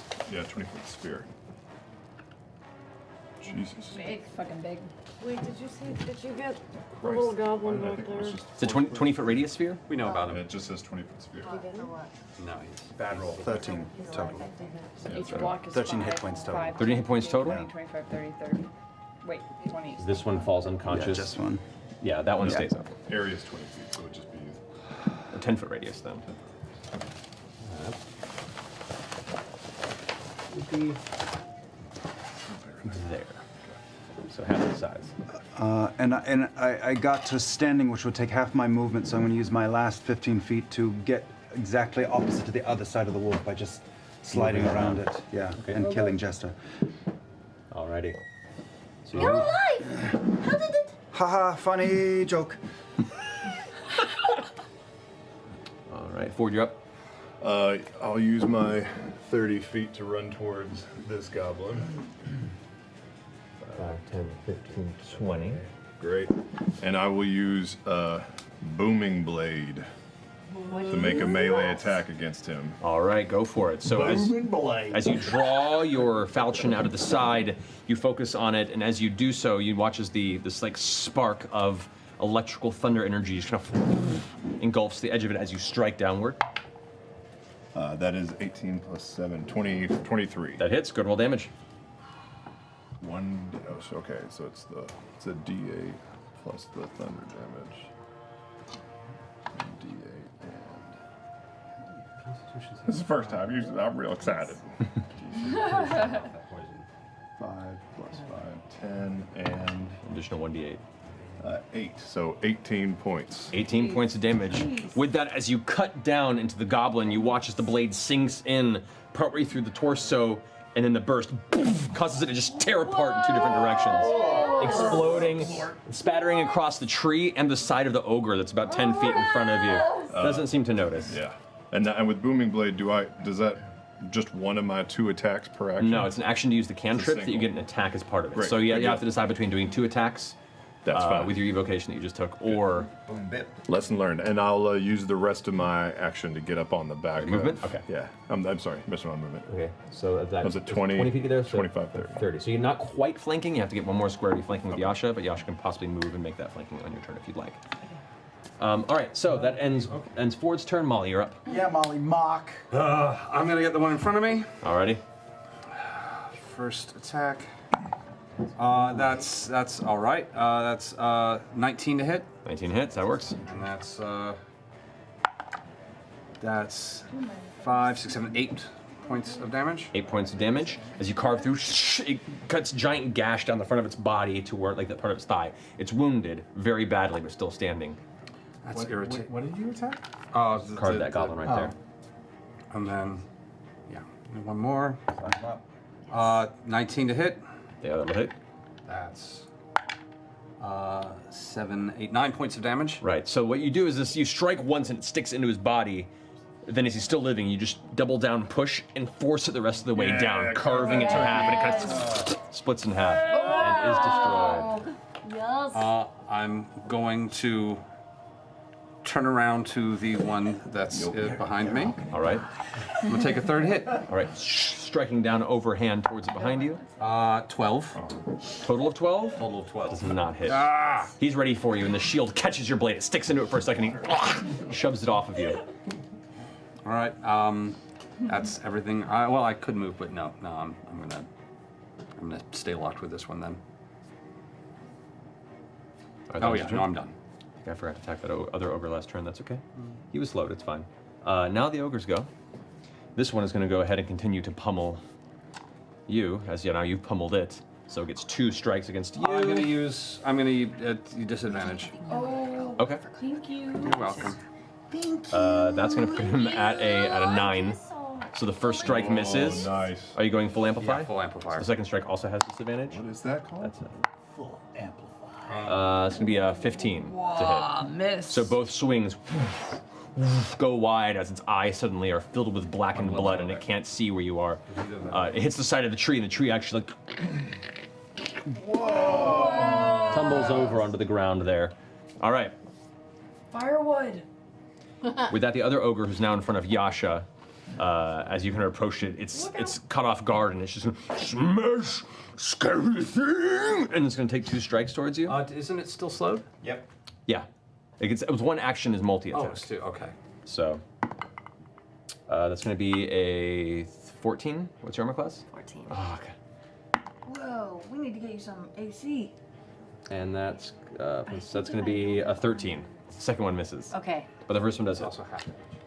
Oh, yeah, that's right. That is gonna be 17 points of bludgeoning damage. Halved? Halved to 8. Okay. And it's still kind of like, it's like it's trying to push through molasses every time it strikes or swings at you. It's going to attempt to shift around, not even noticing Ford there at the moment, around this way. Ford, you do get an attack opportunity against it. I do. Amazing. I do. That is 26 to hit. Damn. That hits. Roll damage. Is this considered a monstrosity or a beast? It is not. It is considered technically a giant. Gotcha. 8 plus 5, 8. 13 points of damage. 13 points of damage. Nice. All right, that finishes your reaction on that. Ogre's turn's done. Not you're up. Okay, I'll hold up the hand crossbow pointed in Yasha's general vicinity and say, "I'll finish the job, sister!" And I will fire at the ogre. Okay. Oh no. Only a 13. Oh wait, no. It went up. 14. That hits. Yes. Ogre is a big target. Yeah. I think I get all the sneak attack. You do. Oh. I saw one that was good and it was like, oh no. Is 15 plus Fury of the Small, 19. 19 points. Ooh, nice. So as it's kind of looming around, it gets struck by Ford as it's trying to stomp around Yasha, trying to pull away from that situation. At that point, you shoot towards the base of its skull, and it sticks in, and you watch as the left arm kind of like, for a second, goes kind of numb, and it has to kind of like flex its muscle to snap the bolt in its neck, leaving part of it still lodged in the base of its skull, but at least now it's got kind of the use of its other arm back, and goes to clutch onto the club, still moving slowly and sluggish with every movement. All right. Alrighty. So. Oh, yeah, go on. That's your action? Yes, I'll say, shit, I missed. Let me try again. And I'll reload and I'll just go pop and shoot the goblin right next to me. Okay. Oh no, I missed. No.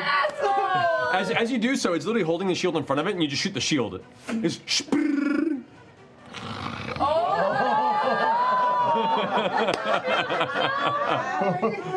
Just teeth to teeth. All right, that finishes your turn, not? I have movement, but if I move away, no, I'll just stick. I'll stick. All right, that finishes your turn. That brings us to Jester and Yasha. Jester. Okay, I'm going to cast Sacred Flame at the wolf in front of me. Alrighty.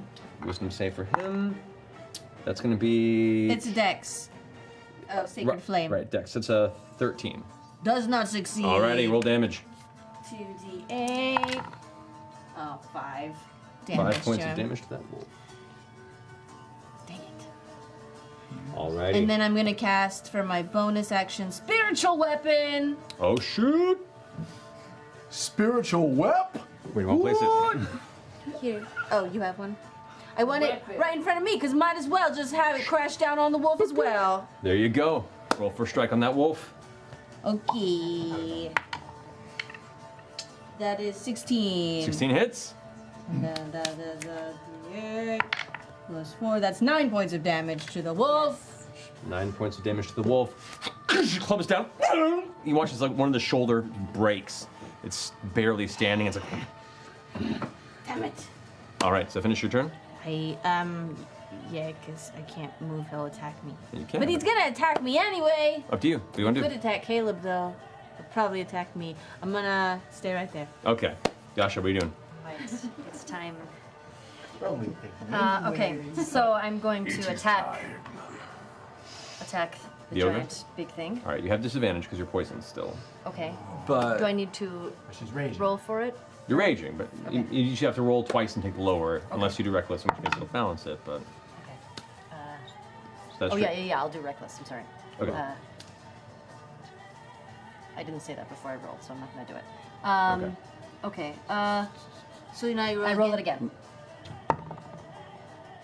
Okay. What was the first one? The first attack? It was 16, the first one, and the 16 second hits. Second one is 13. 13 still hits. Oh. Ogre's a Nice. big target. Its Ogre's, AC yeah. is lower because of the slow spell. Yeah. It's like super easy to hit. His armor Okay, class is so- effectively 9 right now. Oh shit. Okay, So Divine Fury. By the way, my last round I should have done 20 points of damage, not 19. Ooh, because I'm level 5. That's true, yeah. Oh wow. And then 23 for the first hit. 23 for the first hit. How do you want to do this? Okay, so I'd like Cave that to fucker. take out my blade, and I'm going to put it up to his chest, and I'm going to grab him on the shoulder, and I'm going to yank him down. As you pull over the blade, it kind of pushes up into the clavicle and up into the throat as it emerges, actually knocking your bolt out of the body. Because the blade managed to shove it outside of it. And as it slowly gurgles to the ground and collapses, the hex is gone, the slow is gone, and the ogre is gone. And that regains 9 hit points for me because of the Nine. Thank you. Alrighty. Oh, that's cool. So, Yeah. No, Matt's falling apart. I know. Oh, I hit my sleeve. It's all good. It's all good. I got it. How will the writers communicate Your with him? identity. I got it. It happened. There we go. Oh, so Okay. magnet. Yes, magnets. Without those, we'll see his feminine wrists. What's wrong with that? All right, so you have another attack if you want to move and attack something else. okay, so I will move 40 feet. Can I make it to this? Oh, easily. And Big man saunter over up here? aside from Bo. Bo, as you pummel and you look over your shoulder and have Yasha arrive, eyes black, giant skeletal wings. Dude, you look dope. I just want to say. She just snaps to you. You're fucking hot. Let's The go. fear effect only happens when you initiate it. It's not. Okay, after. great. Okay, good. Mm. I don't want to freak you out. Yeah. Okay, so I will attack him now. Alrighty. Welcome to the world of tanking. One I'm less so ready for d6 this because it's not the first attack, right? Correct. So 2d6. 2d6 plus 5. Plus 5, I mean. And you do get to deal extra necrotic damage to it equal to your level because of your transformation. Because of the strength. Oh, shit. So it's an additional 5 damage to this. Okay. Oh, on top of the extra 5? Yeah, so it's plus 10. Okay, so. 21. She's gonna fucking kill this motherfucker. 21 points of damage. As you 21 just. points against who? The other ogre. Oh, shit. Fucking barbarian. Yeah, dude. Alrighty. So that finishes your turn. Yes. She was gonna take him out too. Alrighty. So yeah, they've been beaten around quite heavily at this point, and it looks like some of them may have been previously wounded for something else. But you have carved a giant chunk out of its torso. That finishes your turn. All right, the wolves go. One of them is still asleep. The other one that's currently being harried by the three of you is going to go ahead and attempt to strike. There we go. Lollipop. It's going to go ahead and attempt to strike at you. Nope, that's going to be a 14. Ah. Alrighty. At this point, that finishes the wolf's turn. The other one is sleeping and unconscious. Top of the round, Bo, you're up.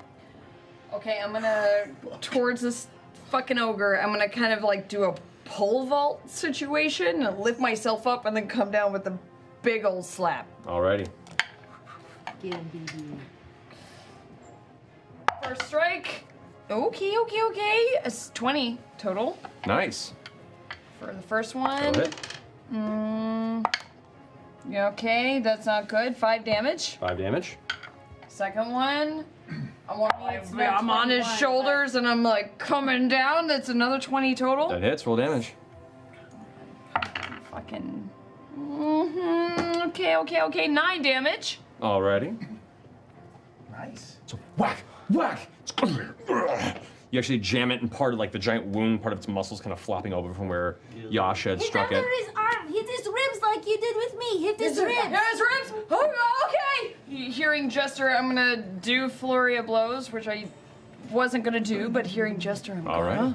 just so fucking So inspired. two more fist strikes. And I'm gonna kind of like leaning off of the ogre, do like a pop, pop, pop, pop into his ribs. All right, 2 strikes. Okay, You almost first shattered one. that screen. Yes, I did. First one is 19. hits. Second one is 13. Hits. Yeah. Okay. Fucking wanna call me up. Die. Okay, that is. First one is everywhere. Nah. First one is a 7. Second one is a 6.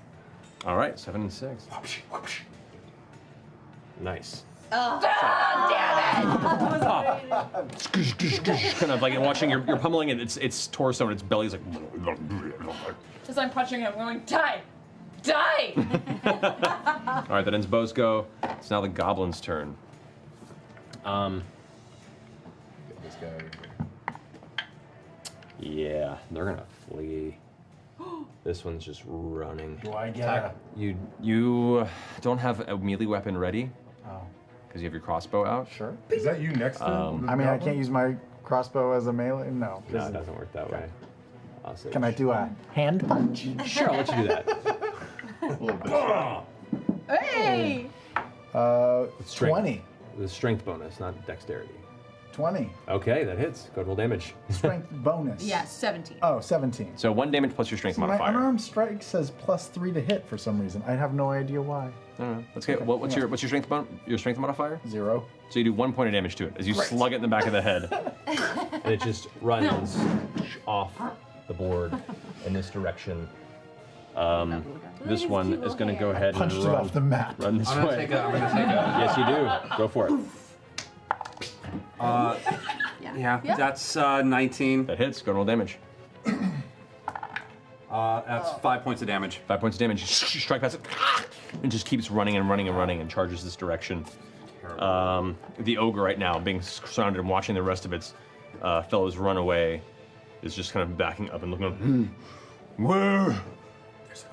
Oh yeah, no, thank you. He's blocked from my position. He is going to, seeing everything else fleeing, he's going to go ahead and scatter as well. He just runs off the map. Alrighty, that finishes their go. Caleb, you're up. Yeah, okay. I am going to start muttering under my breath and stretch out 2 hands and send 2 magic missiles. 1 at the one that ran that way, and 2 at this one, and 2 at the one that ran that way. Okay. So you're casting it at level 2? I'm casting it at level 2. Yeah, so it's 2 missiles each. All right, so Yep. go ahead and roll damage. 1d4 Cool. plus 1 per missile. Okay, so the one that was near Knot is 3 and is 7 for that one. All right. He gets hit by both, continues to run. He's wounded, but still alive. 2, 3, and 7 for that one as well. 7 for this one. The one that's running past Molly, the missile strikes. Both missiles hit it from different sides, and you watch as its head just pops open from both sides of the force damage hitting it. And its body runs for like 3 more steps before it just under the ground on its own. And I will just stay put. Okay. That's it. Fishing Caleb's go. Ford, you're up. Molly, you're on deck. Amazing. I'm gonna use my bonus action to cast Hex on that tall. Drink of water. Yeah. On that waterfall of ugliness. Okay. You have your sword in your hand and the shield. Oh, so. I'll drop the sword. Okay, so you drop the sword. Yep. Cast Hex to go ahead and strike this fella. Alrighty. And I will send 2 bursts of Eldritch Blast in its direction. Go for it. That's a 13. That hits. And a 16. Hits. Roll damage for each.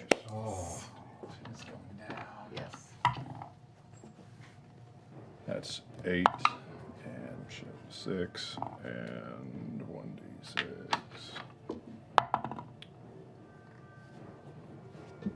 12. You did it twice because you hit it twice. Oh. 13. 13 points of damage. Yeah. How do you want to do this? Ah! I'll see them just wailing on that big fucker, and I just release the falchion and just send 2 across the way at him. Okay. As you see, Bo's been pummeling it. Yasha carved into it. It's looking like it's ready to flee. And as it like turns around this way, you see this flash of like greenish light out of the corner of its eye. It looks back. as they both impact right in the chest, outside of its shoulder blades in the back.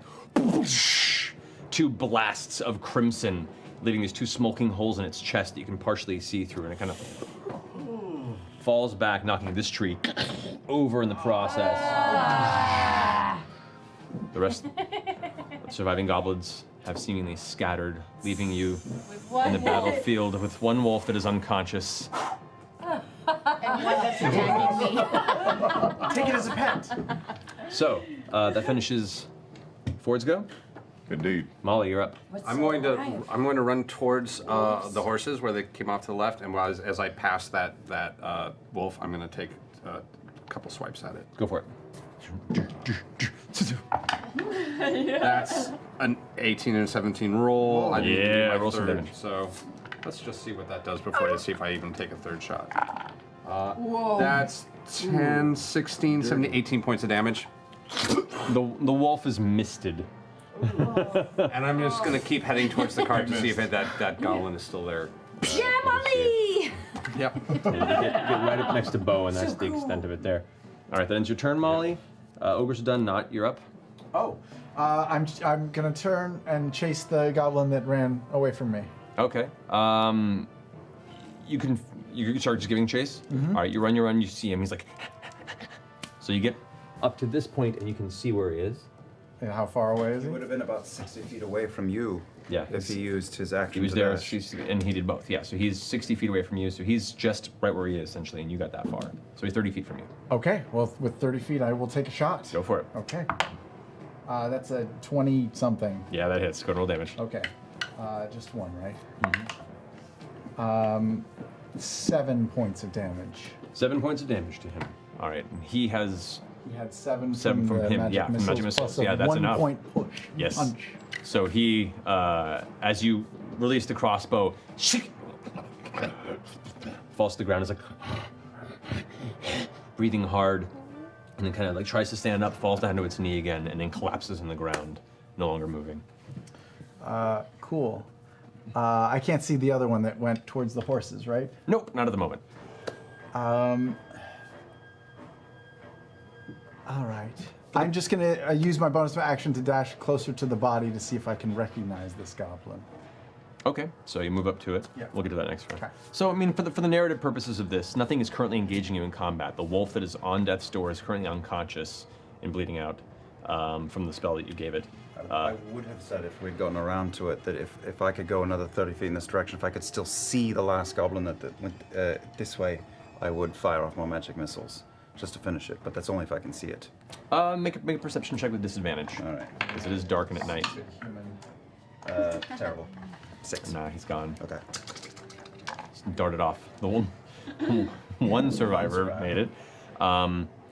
So for the purposes of ease here, you've managed to finish off the wolf that's currently unconscious with a quick like from Molly. You're standing right next to it and it's on the ground. Well, yeah, and I'm heading my way to because I saw that one run off to the. Yeah, I mean you had the bonus action. Yeah. Because you didn't use, you just run up and just put it out of its misery. Terrible. So as you guys kind of gather at this point and go to your wounds, the poison's still kind of in your veins for both you and Caleb.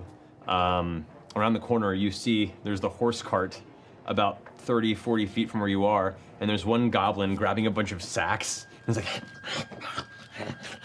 turns around and just sees all of you standing there in the clearing. Goes, drop it. And just goes into a full sprint in the opposite direction. Roll damage. Level 1? No, let's do level 3. Yeah, come on. Level 3. With a vicious mockery too. 4 is not necessary. It doesn't go. That is a 12, so I think it succeeds. Yeah. Unfortunate. But Not as well. That's 20. 20. You watch him run. These will be 5 missiles. 5 missiles. We're like anime Gundam style. Like. It's just and it's just harried repeatedly with these missiles impacting him. Yeah, it's pretty rough. With that, silence falls upon the field. Your cart regained. The goblin running off kind of spooks the horses a bit, and they pull the cart another 10 feet or so, but they eventually slow down. Go scrape that up off the ground. Yeah, who wants to go with me to go get our stuff? I was already on my way there. Yasha? At this point, the wings like fold and vanish. Her eyes come back to normal color. The white tips of her hair return. Feeling okay? I feel fine. Molly has seen this before. If you sometimes startle me out of my sleep, it happens. Sorry, I just got startled and I got mad immediately because I saw him and. You had. Are you an angel? You had wings. Yeah, I guess that it just happens. I don't know. Some people have sleep apnea. Yeah. Is that a Jorhasian thing? Not that I know of. I was the only one who had this thing. I don't know. At home, you mean you were like the only one of your family that had it? Yeah. So. Can you fly? No. Have you tried? Yeah. Okay. Yeah. Only when you're really angry. Yeah, if I, sometimes I get really angry. Don't you wake up and get off on the wrong side of the cot and, just like, if someone startles you awake, I don't know. Caleb in Celestial says, "No, but really, are you an angel?" Ooh. I reply back in Celestial. Oh, shit! And I say, well, of sorts, I guess. What did you say? What did you say? They're speaking a language. I didn't know you spoke this language. It's a secret, nerdy language you wouldn't understand. Okay, Oh, God, what are they talking about? Yeah, it's really. Oh, such FOMO. And it...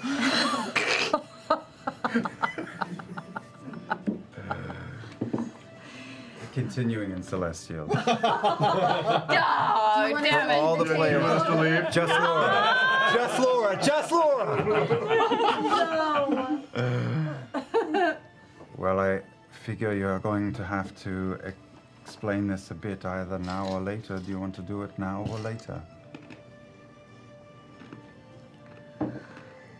I think he's hitting on her. I can't tell, but I mean, I will tell you, but I will tell everyone. It's fine. Should we clean up or I don't know something? She's gesturing an awful lot. I don't know. Yeah, maybe she's angry. Yeah. Professional Sundry. Mm-hmm. There's nothing around, right? Perception check. Just us. Just all of us staring at Just you. a 10. Besides you. Yeah, you don't see anything. Yeah. You seem to be relatively alone. I just pulled down my spiritual weapon and start licking you. It tastes like wolf and ogre. And Only the parts that hit the wolf and the ogre. in Celestial, the blue one is getting pouty. We better switch back to common. He seems passive. I don't know. Yeah, let's do it because I've. Yeah, we'll talk about it. I promise. We'll talk about it. I promise. Okay. Hello. Hello. Hello. It's nice to talk with someone who has, language from. That's Jorhas? I get to What language is that? Jorhasian, I think. It's less a Jorhasian language and more one that you're not quite certain why you understand it. Yeah, it's a Jorhasian. Yeah. So it's amazing that you know. Caleb, you're very well read. Yeah. He's a spy. At this point, am I back with all of the gold and all of whatever the sacks that were? Oh, from. Yeah. Did I look at the goblin? Everyone's looking very weird. Make an investigation check. Over 20. Communicated in another language. I was just about the wings. You don't recognize it. Yeah. Oh, yeah. It was like super Find anything echoey. interesting on the body? short bows, scimitars, kind of grungy. Some of them coated with excrement and other things to make them nasty, where they carve through and infect wounds. What about the big old weapons that the two bruisers were? Are they just massive? Large, great clubs that are carved on some of the scimitars, or whatever, like freaking nasty. Are they wearing underwear? No. How else would they get But there are some what looks like a few pouches that haven't been spilled or utilized entirely of toxin. Of toxin? Yeah. Can I grab those? With that investigation check, you managed to pull five vials of toxin. 5 vials of unused. toxin. Each one has a single use on some sort of a weapon. Talk that about could, your pipe of wires. 5 vials of toxin. I got Not those. got 'em. I'm going to draw that in my journal. Until you. Bad dragon. All right, I'm gonna just rejoin the group.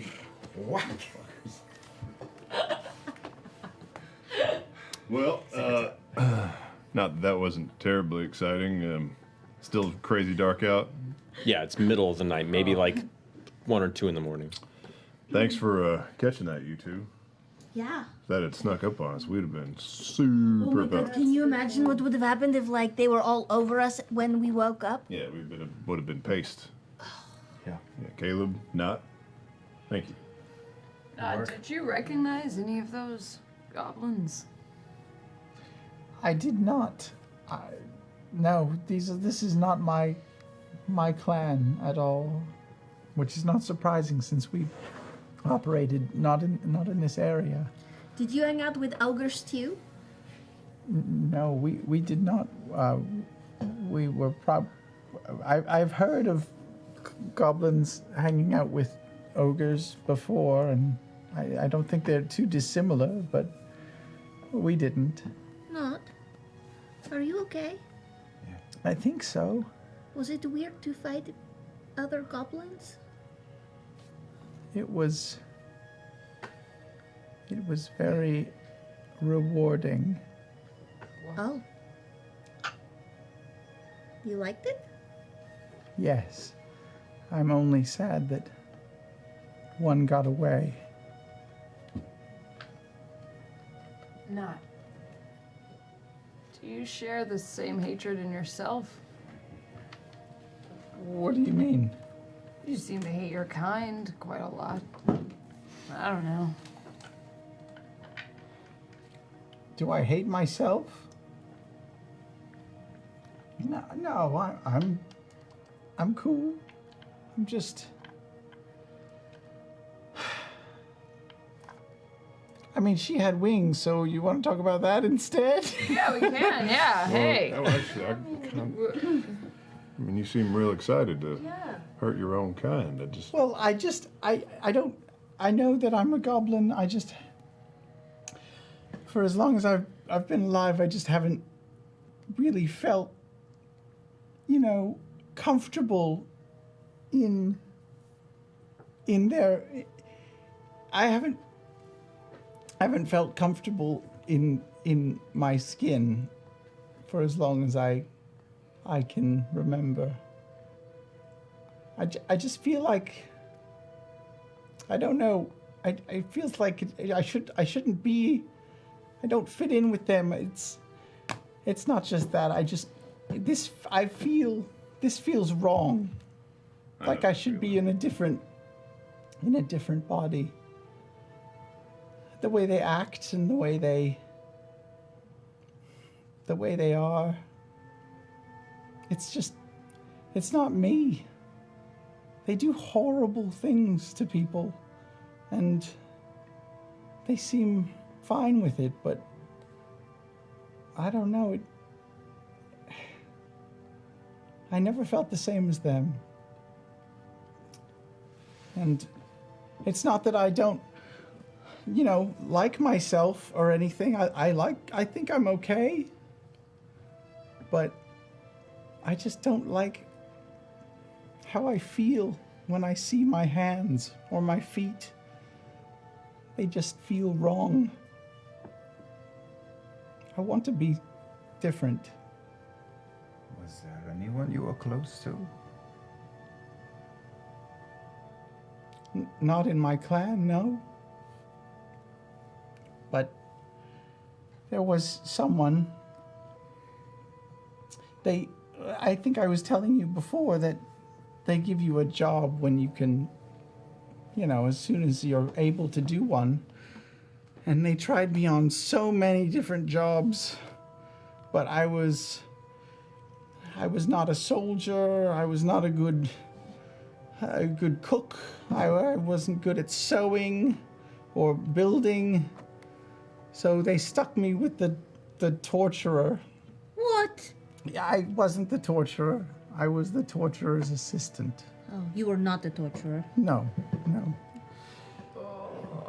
So I saw a lot of things, and there was a halfling village not far away, and they captured someone from the village, and they wanted me to kill him.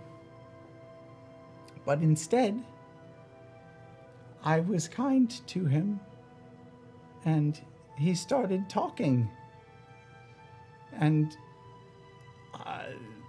my fellow gobbies didn't like that, but they allowed it because I was getting valuable information about where the halflings kept their food and where they went to harvest and where we could attack them. But I became friends with him. He was nice. What happened to him?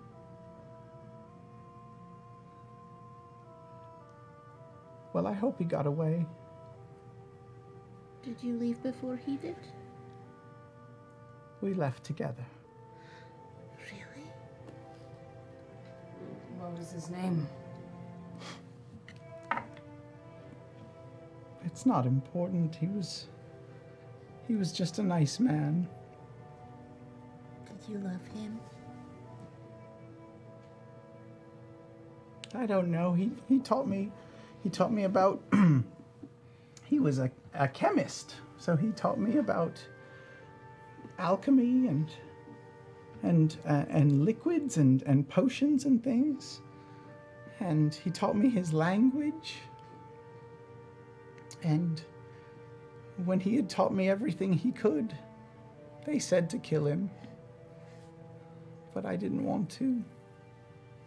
So I got real drunk, and I created a distraction, and I hope he got away. What was the distraction? I shot one of my fellow goblins in the butt. Oh. That's good. He yelled a lot. Yeah. And then we ran off in separate directions, and I've been running ever since. Wow. Where would he go? I assume back to his village. But your goblin friends knew where the village was. Yes, I know, but I don't know. I mean, I can't go to that village. I'll be stoned to death. Why? But you helped him. I'm a goblin. What if we went with you?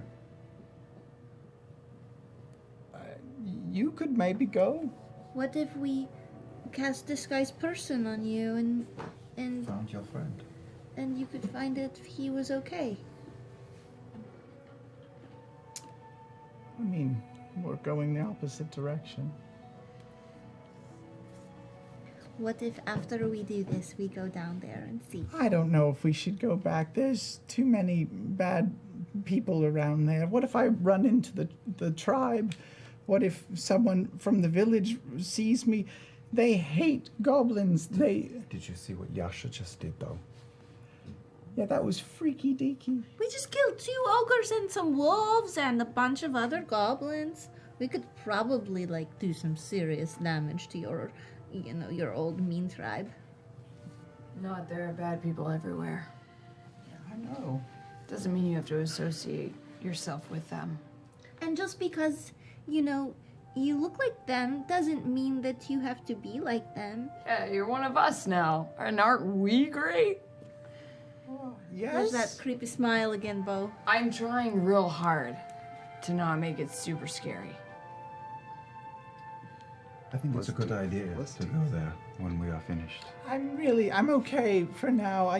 Just getting away from them has been wonderful. And I've met you, Caleb, and you don't seem to care. How I look or who I was. I do not care. I know who you are now. If you don't want to go back there, we don't have to go back there. But if you actually do, don't be afraid to ask. I will go with you. Yeah, I think we all will. I think we're all a little bit of an island of misfits. And knowing all that, you showed a lot of bravery tonight. Not the brave. Well, maybe there is think a that's- comma. Mm-hmm. You earned your comma. That's just. We'll call it a hyphen for now. Gradual steps. And maybe we'll move to an ellipses or something. Working our way through syntax. Not, I'm very sorry we made fun of you eating children. That's okay. I haven't eaten any children. I have no desire to eat children.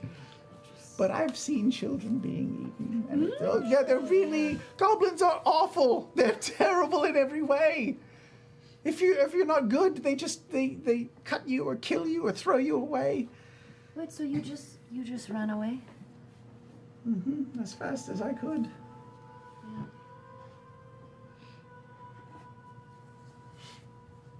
What got you locked up with this guy? Being me, Yeah, I think I was probably stealing some food or something. You told me it was cherry wine. All right, it was booze. Cherry wine's real good though. But they're not wrong, right? The people who arrested me are not, they're not incorrect. If you see a goblin, you should kill it on sight. Well, no. Maybe not, though. Yes. Maybe some of them are nice like you. Absolutely not. None of them are. You can't be the only one that's I've like this. never met another nice one, ever. And I really tried. In your tribe, have you gone to other tribes? No. Maybe you were just in a really shitty tribe. It feels like I was in a very average tribe. There could be enlightened tribes out there, committed to changing their ways. Well, that would be fine for them. But like I said, I don't... This is not me. I don't want to be this.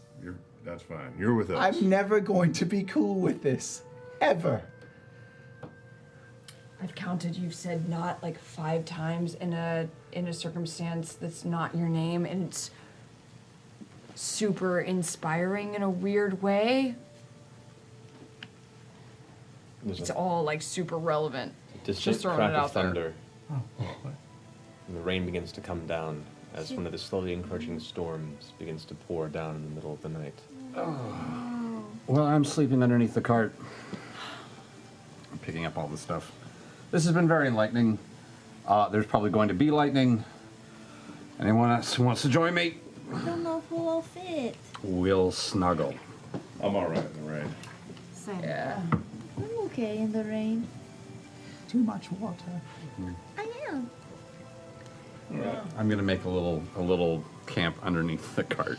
Okay. I don't know if I can sleep. I need to sleep. I'll take the next watch. I can take the first watch. I'd like to stay outside for a little bit. I'll take the first. I would wait. Oh wait. No. Who had? Did you? Were I'm you doing it? Spartacus. Polar Parchment cheers for first watch. Y'all got it. I'm just up anyway. I'm going to sleep. Join me under the cart. Well, all right. Are That's we nice. on? What's going on? We're arguing you about who's still- going to take the first Yeah, you one. can sleep in the rain or under the cart. We could finish the wash that we didn't really finish. Sure, let's do that. Why don't you take the next one? So, taking the final watch. Yeah. Go ahead and roll perception for me, if you don't mind. A band of... Oh, no. Disadvantage. Can I just say something short to knock before we switch to the last? Sitting in the rain. You know, I never talked about my past for obvious reasons, and I didn't want questions pointed back at me. Still no pressure on you, but if you ever want to talk more about it, the door is always open for you, not. When you are ready. Thank you, Caleb. I tasted a baby once. Just once. I didn't know they were just handing around a bowl. I didn't know what was in it. And then later somebody said there was like...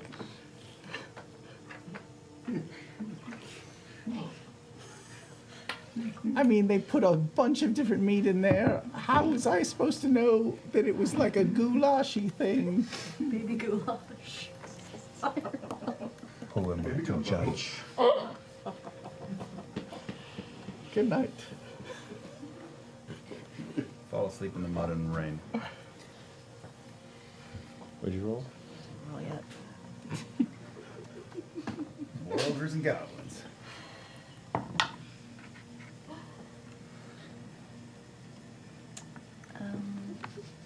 13. Okay.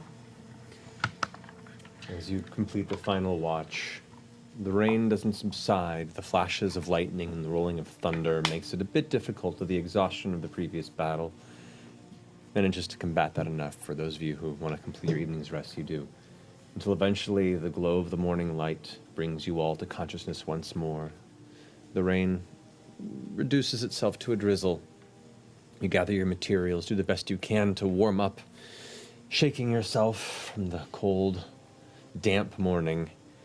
Gather your cart, slowly head back towards the roadway, and continue your journey towards the Lavinda Swamp.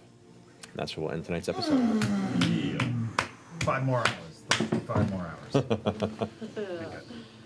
Just live here. If I don't have anything to do tomorrow, if I wasn't flying to Canada tomorrow, I could go. No, you have a thing? Yeah. You're flying to Canada. What is that? Did I miss that in the announcement? I think you did. You just don't pay attention. Yeah.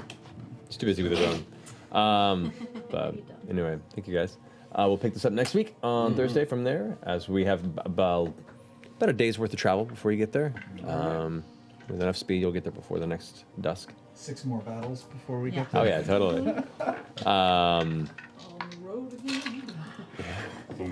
But until then, you guys have yourself a wonderful week. We love you very much. And is it Thursday yet? Good night.